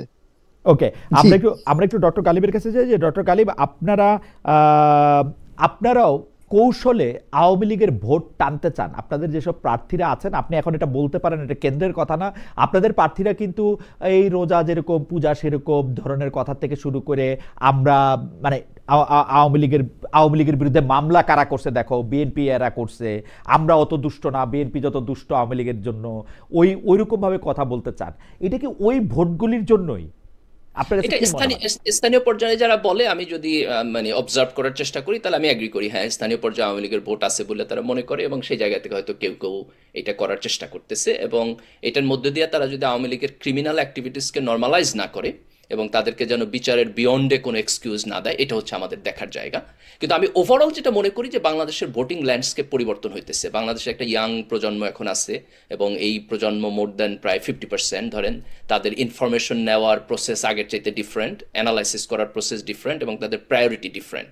এই লোকদের কাছে আগামী দিনে সে পড়াশোনা করে চাকরি পাবে কিনা এটা মোর ইম্পর্টেন্ট, সে দেশের বাইরে যাইতে পারবে কিনা এটা মোর ইম্পর্টেন্ট, আপনার চাকরিতে যায় ঘুষ দিতে হবে কিনা এটা মোর ইম্পর্টেন্ট। তো তার তার লাইফকে সে ডিফারেন্ট ওয়েতে দেখে। তো আমরা 90-এর দশকে রাজনীতিতে যেসব প্যারামিটার দিয়ে ব্যাখ্যা করতাম, আপনি সামনের দিনের রাজনীতি থেকে আমি না মনে আমি করি না এখানে যে মুশকিলটা এইসব প্যারামিটার দিয়ে আপনি ব্যাখ্যা করতে পারবেন। প্যারামিটারটা ঠিক আছে ডক্টর গালিব, কিন্তু আমি এখানে মুশকিলটা কোথায় দেখি, আমি মুশকিলটা ঠিক যে কারণে আপনাকে প্রথম প্রশ্ন করছিলাম যে জামাতে ইসলামীরও একটা ফেসিবাদী হয়ে ওঠার সম্ভাবনা আছে কিনা, কারণ আমি সেটা দেখতাম যারা এখন আওয়ামী লীগকে ভাগাইতে পাইরা, আওয়ামী লীগকে হটাইতে পাইরা, জীবন দিয়া রক্ত দিয়া যারা এখন ড্রাইভিং ফোর্সে আছে, তাদের অনেকেরই ধারণা হয়েছে এই লোকটা যেহেতু আমার দল করে না, আমি আমার কথাই বলি, সেহেতু সে আমার শত্রু। একদম আওয়ামী লীগ যেভাবে চিন্তা করতো ওই চিন্তাটাই, কিন্তু আমি মুখে জামাতে ইসলামীর মতো শব্দ ব্যবহার করে কথা বলি না বলে জামাতে ইসলামী আমাকে শত্রু ভাবে।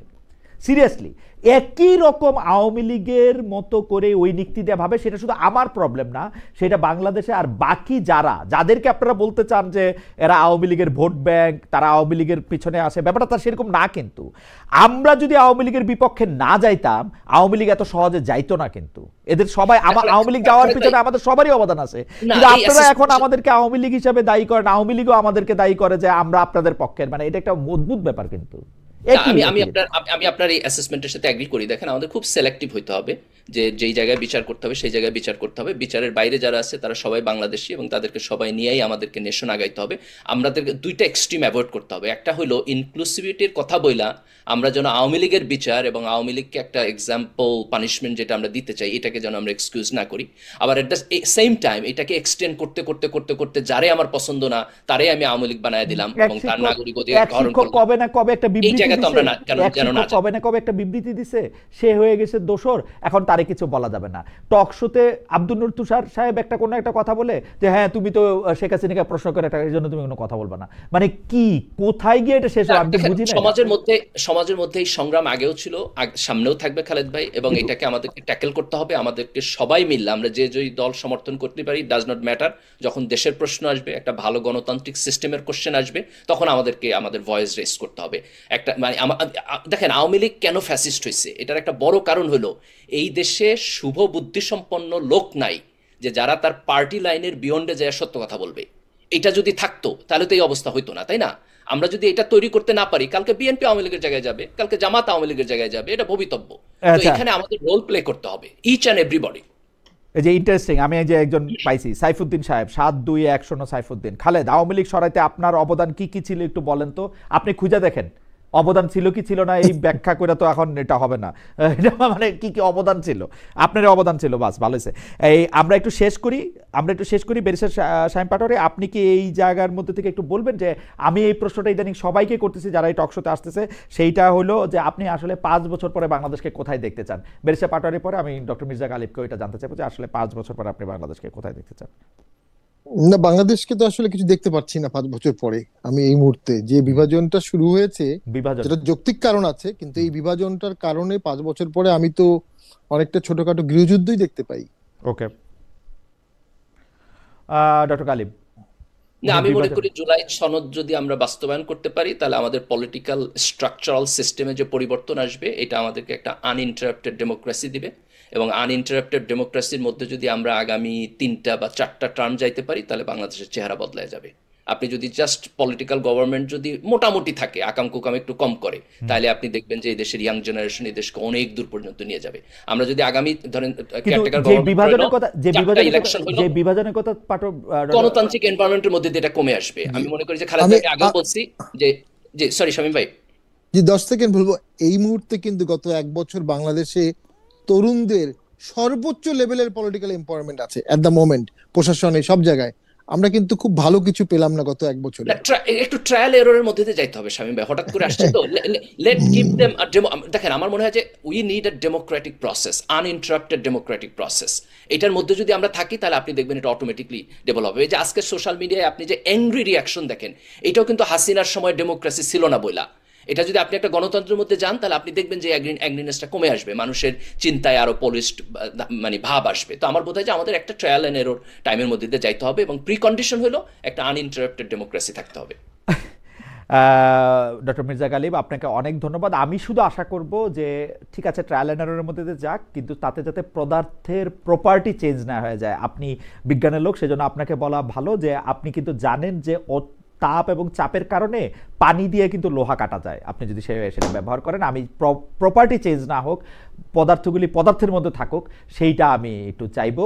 আর ব্যারিস্টার শামীম আহমেদ পাটোয়ারি যেটি বলতেছেন, আপনাকে আমার কোনোদিন এত নেতিবাচক আমার কোনোদিন মনে হয় নাই। আমি আশা করি যে আপনার এইবারের প্রেডিকশন ভুল হোক, আমরা বিভাজনের মধ্যে দিয়ে না যায়, আমরা